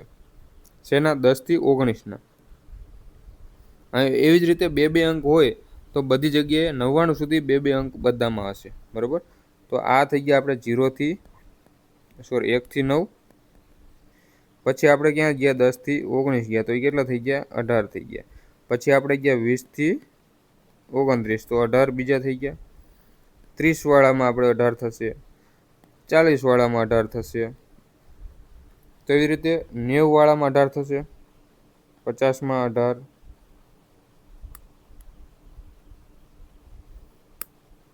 તો 90 સુધી કેટલા થશે? 18 થશે. તો એ કેટલા થઈ ગયા? 9 ગુણ્યા 18 થઈ ગયા. તો એ કેટલા અંક થઈ ગયા? તો 18 10 180 થાય અને એના ભાગ ગુણ્યા -18 કરી નાખો. 18 9 થઈ જાય. 18 9 162. 162 ક્યાં થઈ ગયા? 99 સુધી આપણે મળી ગયા અંક. અને પછી ઉપરના આપણે 9 હતા. તો આ 99 સુધીના આંકડા મળ્યા. આટલા અંક મળ્યા. હવે આગળ જોઈએ. આ વસ્તુ યાદ રાખવાની હોય છે, પણ આપણે જે લોજિક છે એ સમજાવીએ છીએ. પછી શું થશે? તો પછી 100 થશે અને 100 થી આપણે 199 સુધી જઈશું. સોરી, અહીંયા મારે એક ભૂલ થઈ છે. આપણે 10 સુધી જશે, 9 સુધી નહીં જાય. જો પહેલાં તો 0 થી 9, 1 થી 9 જઈએ તો એ 9 ડિજિટ થઈ. પછી આપણે 10 થી 99 સુધી જઈએ તો ટોટલ કેટલા નંબર થયા? આપણે 10 થી 99 જાઓ તો સંખ્યા કેટલી થઈ? ટોટલ 90 નંબર હશે. ટોટલ 90 નંબર હશે અને બધાના 2 ડિજિટ છે, બરોબર? તો કેટલા થઈ ગયા? 180 થઈ ગયા એ અને 9 ઉપરના થઈ ગયા. હવે આપણે ક્યાં જશું? 100 થી 999 જવાનું છે. હવે 100 થી 999 જવાનું છે. તો પહેલાં આપણે 99 નંબર તો કાઢી નાખ્યા. 999 સુધી જવા માટે 99 નંબર આપણે અગાઉ કાઢી નાખ્યા. તો વધ્યા કેટલા? 900 ડિજિટ વધી. એ કેટલા વધ્યા? 900. 900 ડિજિટ એવી છે કે 3 વાળી છે. તો એ કેટલા થઈ ગયા? આપણે 2700 થઈ ગયા. હા, આ બધાનો સરવાળો કરીએ તો આપણને શું મળશે? કે 999 સુધી કેટલા ડિજિટ વપરાણા એનો જવાબ મળશે. તો 27 એટલે અહીંયા થશે 9 8 8 અને 2. આમાં કેટલા અંકો બાકી છે? તો 3189 છે. એમાંથી આપણે 2889 બાદ કરી દઈએ. 0 0 અને 31માંથી 28 તો 3. 300 એવી ડિજિટ છે આપણે હજી વાપરવાની છે. તો એક વસ્તુ તમે અહીંયા જુઓ. હવે પછીની ડિજિટ હશે એ કેટલી હશે? 1000 હશે. એટલે 4 ડિજિટવાળા આંકડા થશે. 300 ડિજિટ લેવાની છે તો એને 300 ભાગ્યા આપણે 4 કરી દઈએ તો કેટલા વધે? 75 આપણા બીજા વધે. એનો મતલબ શું થયો? કે આપણે 999 સુધી જતા રહ્યા હતા અને 75 નંબર બીજા હતા, બરોબર? મતલબ કે 1000મો આપણો આંકડો છે એમાં આપણે એક નંબર જતો રહેશે. તો વધ્યા હજી કેટલા? 74 વધ્યા. તો આપણો જવાબ થશે ઓપ્શન બી. આ વસ્તુ લોજિકથી જવાનું છે. બાકી આ વસ્તુ યાદ હોવી જોઈએ કે 1 થી 9 સુધી 9 આંકડા હોય, અહીંથી 180 હોય અને આ જે છે એ 2700 હોય. આ વસ્તુ જે છે ને એ યાદ રાખવાનું, ગોખવાનું છે ટૂંકમાં. હું ગોખવાનું બહુ ઓછું કહું છું, પણ આવી વસ્તુ ગોખવાની છે જેથી આપણે પરીક્ષામાં ટાઈમ બચે. પી અને ક્યુની સરેરાશ માસિક આવક 50-50 છે. ક્યુ અને આરની 62-25 62-50 છે અને પી અને આરની 5200 છે. તો પીની માસિક આવક કેટલી હશે? ચલો, પી અને ક્યુની સરેરાશ માસિક આવક છે. તો પી વત્તા ક્યુ એના ભાગ્યા 2 બરાબર આટલા છે 50-50. મતલબ કે આ બધાને આપણે 2 વડે ગુણવાના. તો પી અને ક્યુની કેટલી થશે? 50ના ડબલ એટલે 10,000 અને બીજા 50ના 100 તો 10,000 અને 100. એ કોની થઈ ગઈ? પી અને ક્યુની આવક. તો આપણે ડાયરેક્ટ ગુણાકાર કરી દઈશું. તો 10,000 100 થઈ ગયું.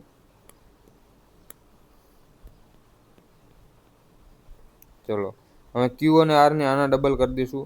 600ના ડબલ 6,000ના ડબલ 12,000 અને બીજા 500. તો એ થઈ ગયા 12,500. પી પ્લસ ક્યુ, આ છે ક્યુ પ્લસ આર અને આર પ્લસ પી. તો એ કેટલી છે? 5200ના ડબલ એટલે 10,400. હવે આપણને પીની પૂછી છે તો પહેલાં તો આ બધાનો સરવાળો કરી દઈએ તો કેટલો થશે? અથવા તો ડબલ ના કરવો હોય ને તો પણ ચાલશે, પણ કરી જ નાખ્યા છો. તો ચલો એ રીતે ગણી નાખીએ. તો 500 અને 500 1000, 2 0 તો એમ નામ છે. 5,000 10ની 0 વધી 1 2 ને 1 3 અને આ થઈ ગયા 3. 33,000 છે. એ શેના થઈ ગયા? પી વત્તા ક્યુ વત્તા આર એના બમણા થશે. કેમ કે આ બધાનો સરવાળો તમે કરશો એટલે પી 2 વાર આવશે, ક્યુ 2 વાર આવશે અને આર 2 વાર આવશે. તો એ કેટલા થઈ ગયા? 33,000 થઈ ગયા. તો અહીંથી પી પ્લસ ક્યુ પ્લસ આર કેટલા વધ્યા? તો 16,500. હવે શું કીધું છે કે પીની આવક પૂછી છે. તો ક્યુ અને આરનો સરવાળો આપણને કેટલો મળ્યો? તો 12,500 મળ્યો. તો ક્યુ અને આરનો 12,500 હોય તો એ આપણે અહીંયા બાદ કરી નાખીએ. 0 0 0 અને 4. તો પીની આવક આપણને મળી જશે. તો એ કેટલી થઈ ગઈ?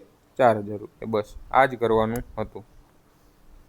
હવે એક્ઝામ આપણી નજીક છે તો હું આવી રીતે જ પ્રેક્ટિસ કરાવીશ કે ફટાફટ દાખલા થાય. ચલો, રાજુ તેની આવકનો 80% ખર્ચ કરે છે. 80%નો મતલબ શું થયો? 4/5. આવકના ખર્ચવાળા દાખલામાં આપણે કદાચ આ મેથડ કરાવેલી છે.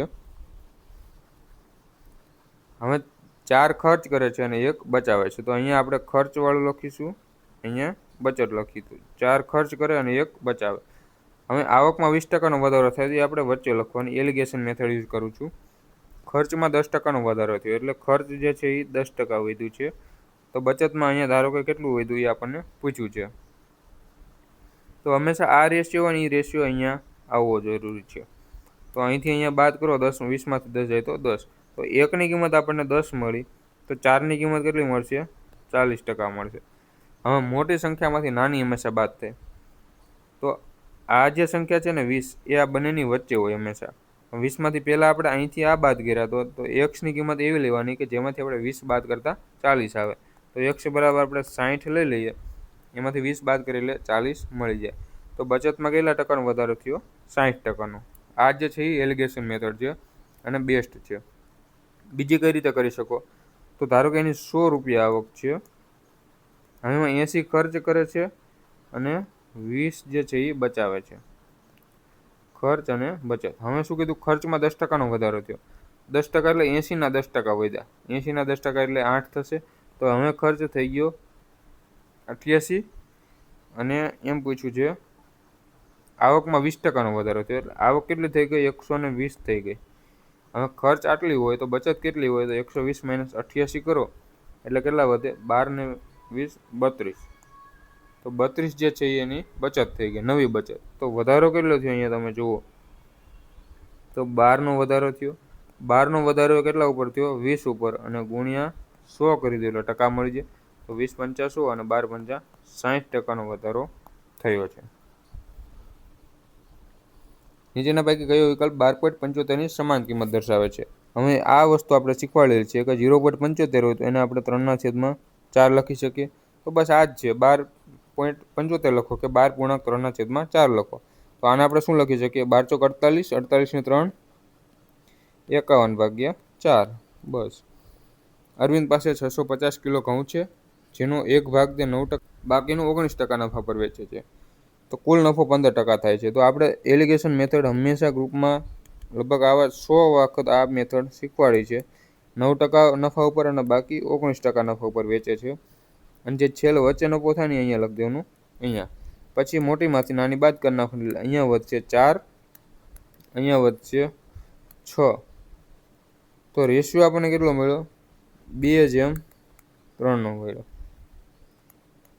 5ની કિંમત આપણે કેટલી આપી છે? 650 કિલો. જે છેલ્લે રેશિયો મળે ને એ અહીંયા 9% ઉપર 4 વેચા હશે ને 19% ઉપર 6. એનો મતલબ એવો થાય. 5ની કિંમત 650 કિલોગ્રામ છે, આપણે પૂછ્યું છે 9%. તો 9% વાળો રેશિયો કયો છે? 2. તો 2 બરાબર કેટલા થશે? તો અહીંયા ગુણ્યા કેટલા થાય છે? 13 × 5 = 65 થાય છે, તો 130 થાય છે. અહીંયા ગુણ્યા 130 કરી દો એટલે 260 કિલોગ્રામ આપણો જવાબ થઈ જશે. શાંત પાણીમાં બોટની ઝડપ 11 છે. શાંત પાણીમાં બોટની ઝડપ એટલે x આપણી 11 છે. હવે પ્રવાહની વિરુદ્ધ દિશામાં 2 કલાકમાં 19નું અંતર કાપે છે. તો ઝડપ આપણે જોઈએ તો ઝડપનું સૂત્ર શું થાય? ઝડપ બરાબર અંતર ભાગ્યા સમય. અંતર કેટલું કાપ્યું? 19નું કાપ્યું, અને કેટલી કલાકમાં? 2 કલાકમાં. તો આ શું થઈ ગયા? ઝડપ કઈ હશે? પ્રવાહની વિરુદ્ધ દિશામાં, એટલે x - y છે. તો એ કેટલા થઈ ગયા? 9.5 થઈ ગયા. 9.5 થઈ ગયા. એ શેને થઈ ગયું? x - y. આપણને પૂછ્યું છે પ્રવાહની ઝડપ. હવે x - y બરાબર કેટલા મળ્યા છે આપણને? હવે x ની કિંમત આપણને 11 ખબર છે, તો 11 - y બરાબર 9.5. તો y બરાબર શું થશે? 11 - 9.5. તો 1.5 જે છે એ આપણો y ની કિંમત થશે. 20% સાંદ્રતા ધરાવતા આલ્કોહોલ અને 40% સાંદ્રતા ધરાવતા આલ્કોહોલને કઈ માત્રામાં મેળવવાથી મળતા મિશ્રણમાં આલ્કોહોલની સાંદ્રતા 28% થાય છે? તો પાછી એલિગેશન મેથડ આવશે. એક 20% વાળું ફેરવીએ છીએ, એક 40% વાળું, અને છેલ્લે કેટલું મળે છે? 28% વાળું. તો બસ મોટામાંથી નાની બાદ કરીએ. અહીંયા 12 વધ્યા અને અહીંયા વધ્યા 8 વધ્યા. તો રેશિયો મળશે કેટલો? 4 તરી 12 અને 4 દુ 8. તો 3/2. 30,000 પર વાર્ષિક 9% દરે ચક્રવૃદ્ધિ વ્યાજ આટલું છે. તો વ્યાજનો સમયગાળો શોધો.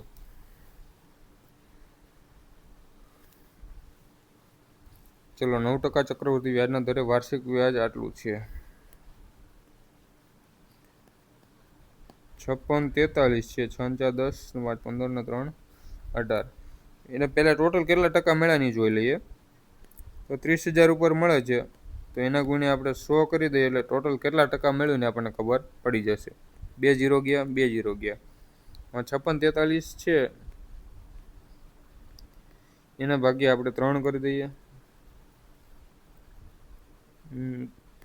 3 1 3 2 6 5 તરી સોરી 8 તરી 24. 2 વધ્યા ઉપરથી 4 પાછા 8 તરી 24. 3 વધ્યા 1 વધ્યો એટલે 18.81% થયું. કઈ રીતે? તો 3થી ભાગ પાડ્યો તો અહીંયા કેટલા વધ્યા? 18.81 અને નીચે કેટલા વધ્યા? 100. એટલે 18.81% વ્યાજ મળ્યું છે. હવે 9% આવ્યું ને એટલે આપણને એટલું અંદાજો આવવો જોઈએ કે 9 + 9 + 9 × 9/100 કરવો એટલે આપણને 2 વર્ષનું વ્યાજ મળી જાય. તો આ 18 થઈ ગયું 18.81%. તો બસ આટલું જ કરવાનું હતું. તો આપણો જવાબ શું થશે? 2 વર્ષ માટે હોય ત્યારે 18.81% મળે.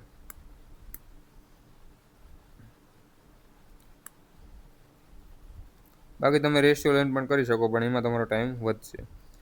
હવે 225 0.225 0.36 અને n નો ગુણાકાર 243 છે. તો 225 છે એને આપણે શું આવી રીતે લખી નાખીએ ગુણ્યા 36/100 છે અને ગુણ્યા n છે.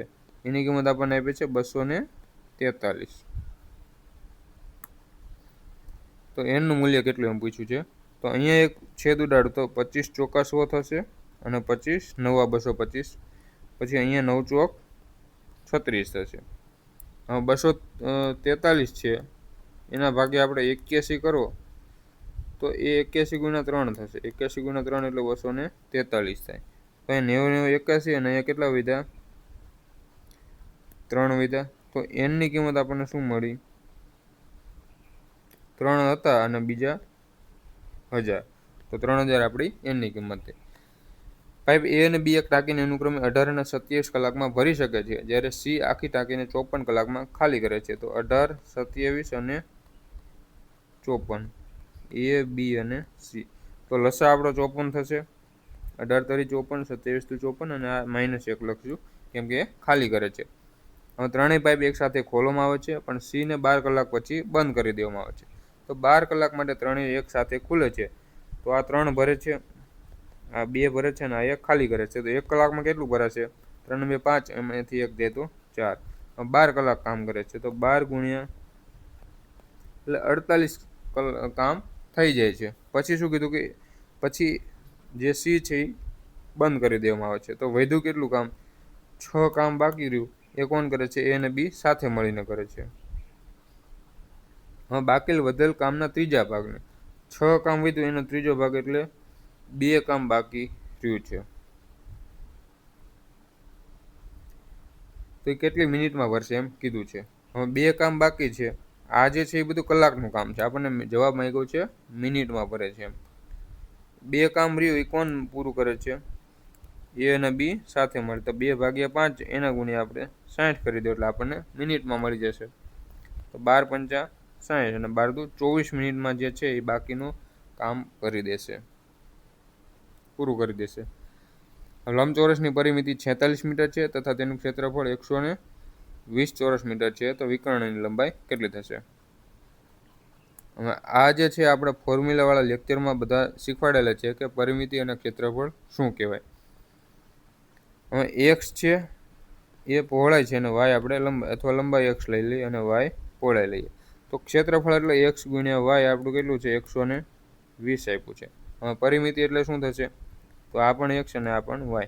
બધી બાજુનો સરવાળો 2 × x + y એટલે શું થશે આપણું? પરિમિતિ. તો અહીં એક્સ વત્તા વાય કેટલી છે? 23 છે. એક્સ વત્તા વાય આપણું 23 છે. હવે એક્સ અને વાયની એવી કઈ કિંમત હશે કે જેનો ગુણાકાર 120 આવે અને સરવાળો 23 આવે? તો ડાયરેક્ટ યાદ આવવું જોઈએ કે 15 ગુણ્યા 8 120 થાય અને 15 વત્તા 8 જે છે એ 23 થાય. એનો મતલબ કે આ એક્સની કિંમત 15 છે અને આ કિંમત 8 છે. તો હવે વિકર્ણ પૂછ્યો છે. વિકર્ણ એટલે સામસામેના ખૂણાઓને જોડતી રેખાખંડ. હવે 15 8 છે તો 15નો વર્ગ અહીંયા આપણે પાયથાગોરસ લગાવીશું પાછો. તો આ ધારો કે એ છે વિકર્ણ, તો એનો વર્ગ બરાબર શું થશે? 15નો વર્ગ વત્તા 8નો વર્ગ, તો 225 વત્તા 64, અથવા તો 15 8 17નો જેને ટ્રિપલેટ યાદ હશે ડાયરેક્ટ કરી લેશે. તો આ થઈ જશે 289. એ શું થઈ ગયું? એનો વર્ગ. તો એ બરાબર શું થશે? વર્ગમૂળમાં 289 એટલે 17. તો આપણો જવાબ થશે 17 મીટર. ચલો, આ ઘનફળ ક્ષેત્રફળ ભરીને મૂક્યું લાગે છે. હું તમારી જેમ પેપર અત્યારે જોઉં છું. 28 મીટર ત્રિજ્યા ધરાવતા એક અર્ધવર્તુળાકાર મેદાનની પરિમિતિ શોધો. અર્ધવર્તુળાકાર મેદાન છે એટલે આવી રીતે હશે.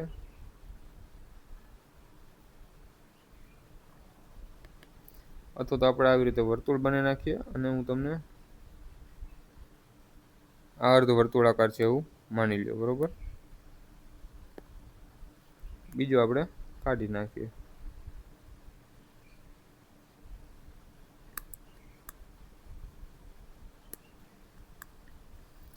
હવે એમ કીધું છે કે 28 મીટર ત્રિજ્યા છે.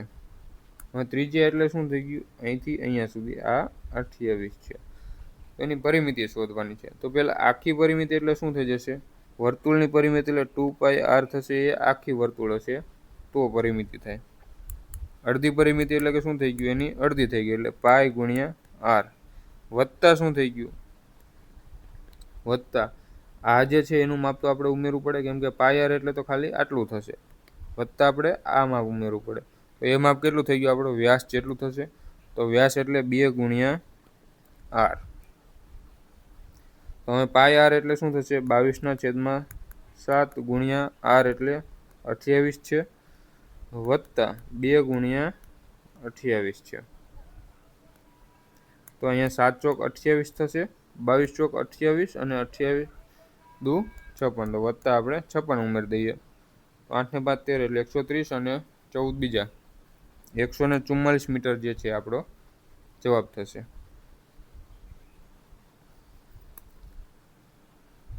આ વસ્તુ બધા મેં ફોર્મ્યુલા શીખવાડેલા છે. જે 2D આકૃતિઓ છે એના માટેના ફોર્મ્યુલાનો એક આપણે લેક્ચર બનાવ્યો છે અને એ આપણે અપલોડ કરેલો છે. ફોર્મ્યુલા કઈ રીતે બને એ પણ શીખવાડેલું છે. હવે એક સમબાજુ ત્રિકોણનું ક્ષેત્રફળ આટલું આપ્યું છે. સમબાજુ ત્રિકોણનું ક્ષેત્રફળનું સૂત્ર પણ આપણે શીખવાડેલું છે, કઈ રીતે બને છે, શું છે. તો √3/4 a સ્ક્વેર એ શેનું સૂત્ર છે? સમબાજુ ત્રિકોણનું ક્ષેત્રફળ. એ આપણને કેટલું આપ્યું છે? 25√3 આપ્યું છે. તો પરિમિતિ કેટલી એમ પૂછ્યું છે. તો પરિમિતિ એટલે સમબાજુ ત્રિકોણની પરિમિતિ કેટલી થઈ જાય? 3a થઈ જશે. ટૂંકમાં આપણે 3a શોધવાનું છે. તો અહીંયા √3 કેન્સલ થઈ ગયા. હવે a સ્ક્વેર બરાબર કેટલા વધ્યા? 4 સામે જાય તો 100. તો a બરાબર આપણે કેટલા વધ્યા? 10 વધ્યા. આપણે શોધવાનું છે 3a, કેમ કે સમબાજુ ત્રિકોણની પરિમિતિ એટલે 3 ગુણ્યા a. તો 3 ગુણ્યા 10 કરી દો એટલે 30 મીટર જે છે એની પરિમિતિ મળી જાય. હવે સમઘન છે એનું કુલ પૃષ્ઠફળ આપ્યું છે 600 સેન્ટીમીટર. 600 સેન્ટીમીટર ના આવે પણ 600 સેન્ટીમીટરનો વર્ગ આવે. તો તેનું ઘનફળ કેટલું થશે એમ કીધું છે. સમઘન છે એનું પૃષ્ઠફળ એટલે 6a નો વર્ગ થશે, એનું ક્ષેત્રફળ થશે. એ કેટલું છે? 600 સેન્ટીમીટર સ્ક્વેર. તો એનો વર્ગ કેટલો થશે? 100 થશે અને એ બરાબર આપણે થઈ જશે 10. હવે ઘનફળ એટલે એનો ઘન. સમઘન છે એનું ઘનફળ એનો ઘન થશે, તો 10 નો ઘન થઈ જાય. કેટલું થઈ જાય? 1000 ઘન સેન્ટીમીટર. તો સી આપણો જવાબ થઈ જશે. એક શંકુ છે એની પાયાની ત્રિજ્યા 9 સેન્ટીમીટર છે. ચલો આપણે શંકુ બનાવી દઈએ. આ આપણો શંકુ છે. પાય અને ત્રિજ્યા એટલે અહીંથી અહીંયા સુધીનું માપ આપ્યું છે. કેટલું છે? 9. તિર્યક ઊંચાઈ 41 છે. એટલે આ જે છે તિર્યક ઊંચાઈ એટલે કઈ થઈ? આ જે છે અત્યારે હું આ ઊભી લાઈન દોરીને એ આપણી ઊંચાઈ થઈ જશે h. અને આ જે છે ત્રાસી ઊંચાઈ એને આપણે તિર્યક ઊંચાઈ કહેવાય. એ છે એને આપણે એલ કહીએ છીએ. એ 41 છે. તો ઊંચાઈ કેટલી હશે? તો 41 જે છે અહીં પાયથાગોરસ લગાવી શકીએ, કેમ કે આ જે છે એ શું થઈ ગયો? આપણો કાટકોણ ત્રિકોણ થઈ ગયો. તો ત્યાં આપણે પાયથાગોરસ લગાવીશું. તો 41નો વર્ગ બરાબર શેનું થશે? h નો વર્ગ વત્તા 9નો વર્ગ. તો h નો વર્ગ બરાબર શું થઈ ગયું? હવે આપણે 41નો વર્ગ નથી કાઢવાનો, અહીંયા આવી રીતે કરશું. 41નો વર્ગ ઓછા 9નો વર્ગ. તો અહીંયા h નો વર્ગ બરાબર શું થશે? આપણે આવી રીતે લખી શકીએ 41 ઓછા 9 અને 41 વત્તા 9. કેમ કે આપણે શીખવાડેલું છે કે a નો વર્ગ ઓછા b નો વર્ગ હોય તો આપણે a ઓછા b ગુણ્યા a વત્તા b લખી શકીએ. તો 41 ને 9 50 થઈ ગયા અને ગુણ્યા 41માંથી 9 જાય તો કેટલા વધશે? 32 વધશે. તો આ કેટલા થઈ ગયા? 32 પંચા 160 એટલે 1600 જે છે એ આપણો h નો વર્ગ થઈ ગયો. અને અહીંથી h એટલે આપણને કેટલું મળશે? 1600નું વર્ગમૂળ. તો 40 જે છે એ 1600નું વર્ગમૂળ થાય. તો બી આપણો જવાબ થશે.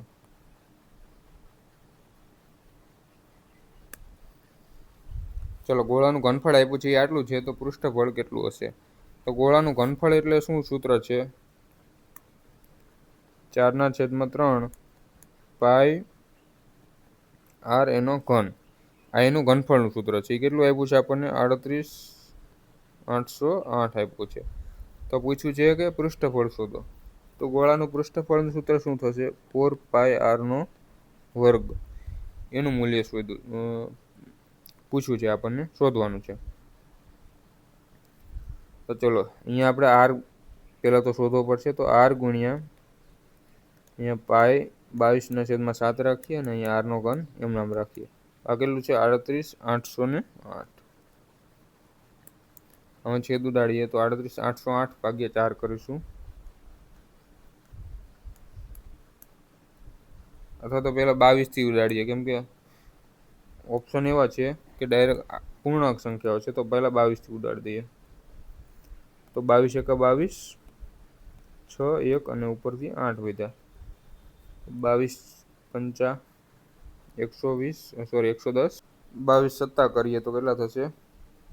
7 દુ 14, 7 દુ 14 ને 15. 22 સત્તા 154 થશે. અહીંયા વધ્યા કેટલા? 4 અને 1 વધ્યા. ઉપરથી 0 આવ્યો પાછો. તો અમે 22 કેટલા વડે જશે? 22 6 132. 8 વધ્યા, ઉપરથી 8 વધ્યા. તો 22 ચોક 88, 1764 વધ્યા. 22 થી છેદ ઉડાડીએ તો અહીંયા કેટલા વધ્યા? 1764. અને જેને ના આવડતો 22નો ઘડિયો તો આપણે 11ના ઘડિયાથી ઉડાડી દેવાના. એવું નહીં, બરોબર? કે 22 થી છેદ ઉડાડવા. હવે 1764 છે એને પાછા આપણે 4 વડે ભાગ દઈએ. તો ચોકો ચોકો 16, 1 વધ્યો 6 ઉપરથી, ચોકો ચોકો પાછો 16, 4 ઉપરથી 441 વધ્યા. તો હવે આપણે અહીંયાથી અહીંયા ઉડાડીએ તો કેટલા વધ્યા? 441. તો r નો ઘન બરાબર શું વધ્યું? 441 ગુણ્યા 3 ગુણ્યા 7. હવે 441 એટલે 21 નો શું છે? વર્ગ છે. 21 ગુણ્યા 21 છે અને આ પણ શું થઈ ગયું આપણું? 21 થઈ ગયું. તો r નો ઘન આવી રીતે છે 21 નો ઘન. તો r બરાબર આપણને શું મળ્યું? 21 મળ્યું. તો એ કિંમત આપણે અહીંયા ક્ષેત્રફળના સૂત્રમાં મૂકવાની છે. તો 4 ગુણ્યા 22/7 છે અને ગુણ્યા 21 ગુણ્યા 21 કરવાનું છે. 7 તરી 21. હવે યુનિટ ડિજિટથી થાય છે તો નથી થતો, આખો ગુણાકાર કરવો પડશે.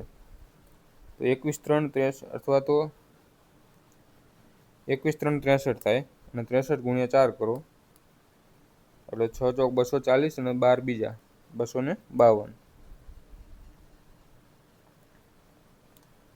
ગુણાકાર મેં કઈ રીતે કર્યો, આ બેનો ગુણાકાર કર્યો, આનો પહેલાં કર્યો અને ગુણ્યા 4 કરી દીધા. હજી એના ગુણ્યા આપણે 22 કરવાના છે, બરાબર.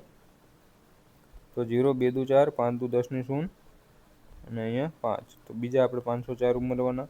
55 44 જે છે આપણો જવાબ થશે.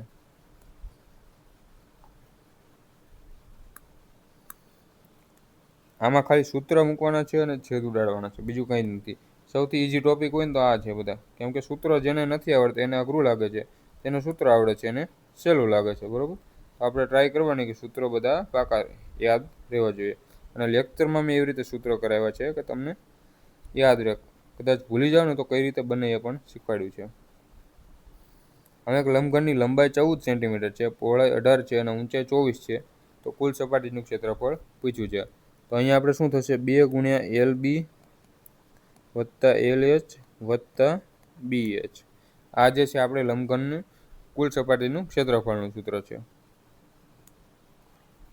તો આ L છે, આ B છે અને આ H છે. તો પહેલાં LB એટલે 14 ગુણ્યા 18 કરવા પડશે. તો 2 ગુણ્યા 14 ગુણ્યા 18 વત્તા યુનિટ ડિજિટ બધાના અલગ છે એટલે આપણે આખો ગુણાકાર કરશું નહીં, બરાબર. વત્તા LH, તો L ગુણ્યા H એટલે 14 ગુણ્યા 24 વત્તા BH એટલે 18 ગુણ્યા 24. હવે યુનિટ ડિજિટથી આપણે જઈશું. અહીંયા 2 છે, હવે અહીંયા યુનિટ ડિજિટ શું થશે, 8 ચોક 32 એટલે 2 થશે, વત્તા અહીંયા ચોકો ચોકો 16 એટલે 6 થશે, અને 8 ચોક 32 એટલે અહીંયા પાછી 2 થશે. તો 6 અને 4 10 થઈ ગયું, અને 10 ગુણ્યા 2 એટલે 0 યુનિટ ડિજિટ હોય એ આપણો જવાબ થશે. આપણો જવાબ શું થશે, ઓપ્શન એ. નળાકારનું ઘનફળ છે, કઈ જોડ સાચી નથી એમ પૂછ્યું છે. તો ઘનફળનું સૂત્ર, નળાકારનું ઘનફળ છે એનું સૂત્ર શું થશે, પાઈ આરનો વર્ગ h થશે. 2πr² h નહીં થાય. તો આ જ આપણી ખોટી છે. બાકી બધા સાચા છે. ગોળાનું સૂત્ર છે ઘનફળ, અર્ધગોળાકારનું ઘનફળ આ છે, અને શંકુનું ઘનફળ આ છે. પાર્ટીમાં દરેક વ્યક્તિ એકબીજાને હાથ મિલાવે છે. તો કુલ 66 હસ્તમિલન થયા હોય તો કેટલા લોકો પાર્ટી કરતા હશે. હવે હસ્ત તુનનવાળું જે છે એના માટે સૂત્ર શું છે, n ગુણ્યા n માઇનસ 1 ભાગ્યા 2 એટલે કુલ હસ્તમિલાપની સંખ્યાઓ છે. તો n ગુણ્યા n માઇનસ 1 બરાબર આપણે કેટલા છે, 66 ગુણ્યા 2 છે. તો અહીંયા આપણે આખું શું કહેવાય, પેલું જે દ્વિઘાત સમીકરણ છે એ નથી બનાવવાનું, બરાબર. ક્વાડ્રેટિક ઇક્વેશન બનાવવાની નથી. આપણે શું કરવાનું છે કે આ સંખ્યા છે એવી લેવાની કે આવી રીતે આવવો જોઈએ. તો અહીંયા શું કરી શકીએ આપણે, 11 ગુણ્યા 6 ગુણ્યા 2 કરી શકીએ. તો અહીંયા 11 ગુણ્યા 12 કરી શકીએ. હવે એની જગ્યાએ તમે 12 મૂકી દો, અને n માઇનસ 1 એટલે શું થઈ ગયું, 11. તો એ આ થઈ ગયું. તો એનની કિંમત આપણે કેટલી મળી, 12. રામ કોઈ એક તળાવની ફરતે ફક્ત એક વખત પરિભ્રમણ કરે છે જો તેના પગલાની લંબાઈ 44 સેન્ટીમીટર હોય. આ જે છે એ વર્તુળાકાર તળાવ છે.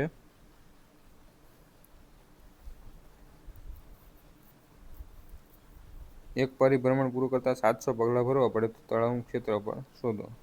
હવે અહીં તળાવ લંબચોરસ છે, ચોરસ છે કે વર્તુળાકાર છે તો આપણને કીધું જ નથી. ચલો આ પ્રશ્નને આપણે સાઈડમાં રાખીએ છીએ, કેમ કે તળાવ ગમે તેવું હોઈ શકે, એવું થોડું વર્તુળાકાર જ હોય. તળાવ લંબચોરસ પણ હોય આવી રીતે.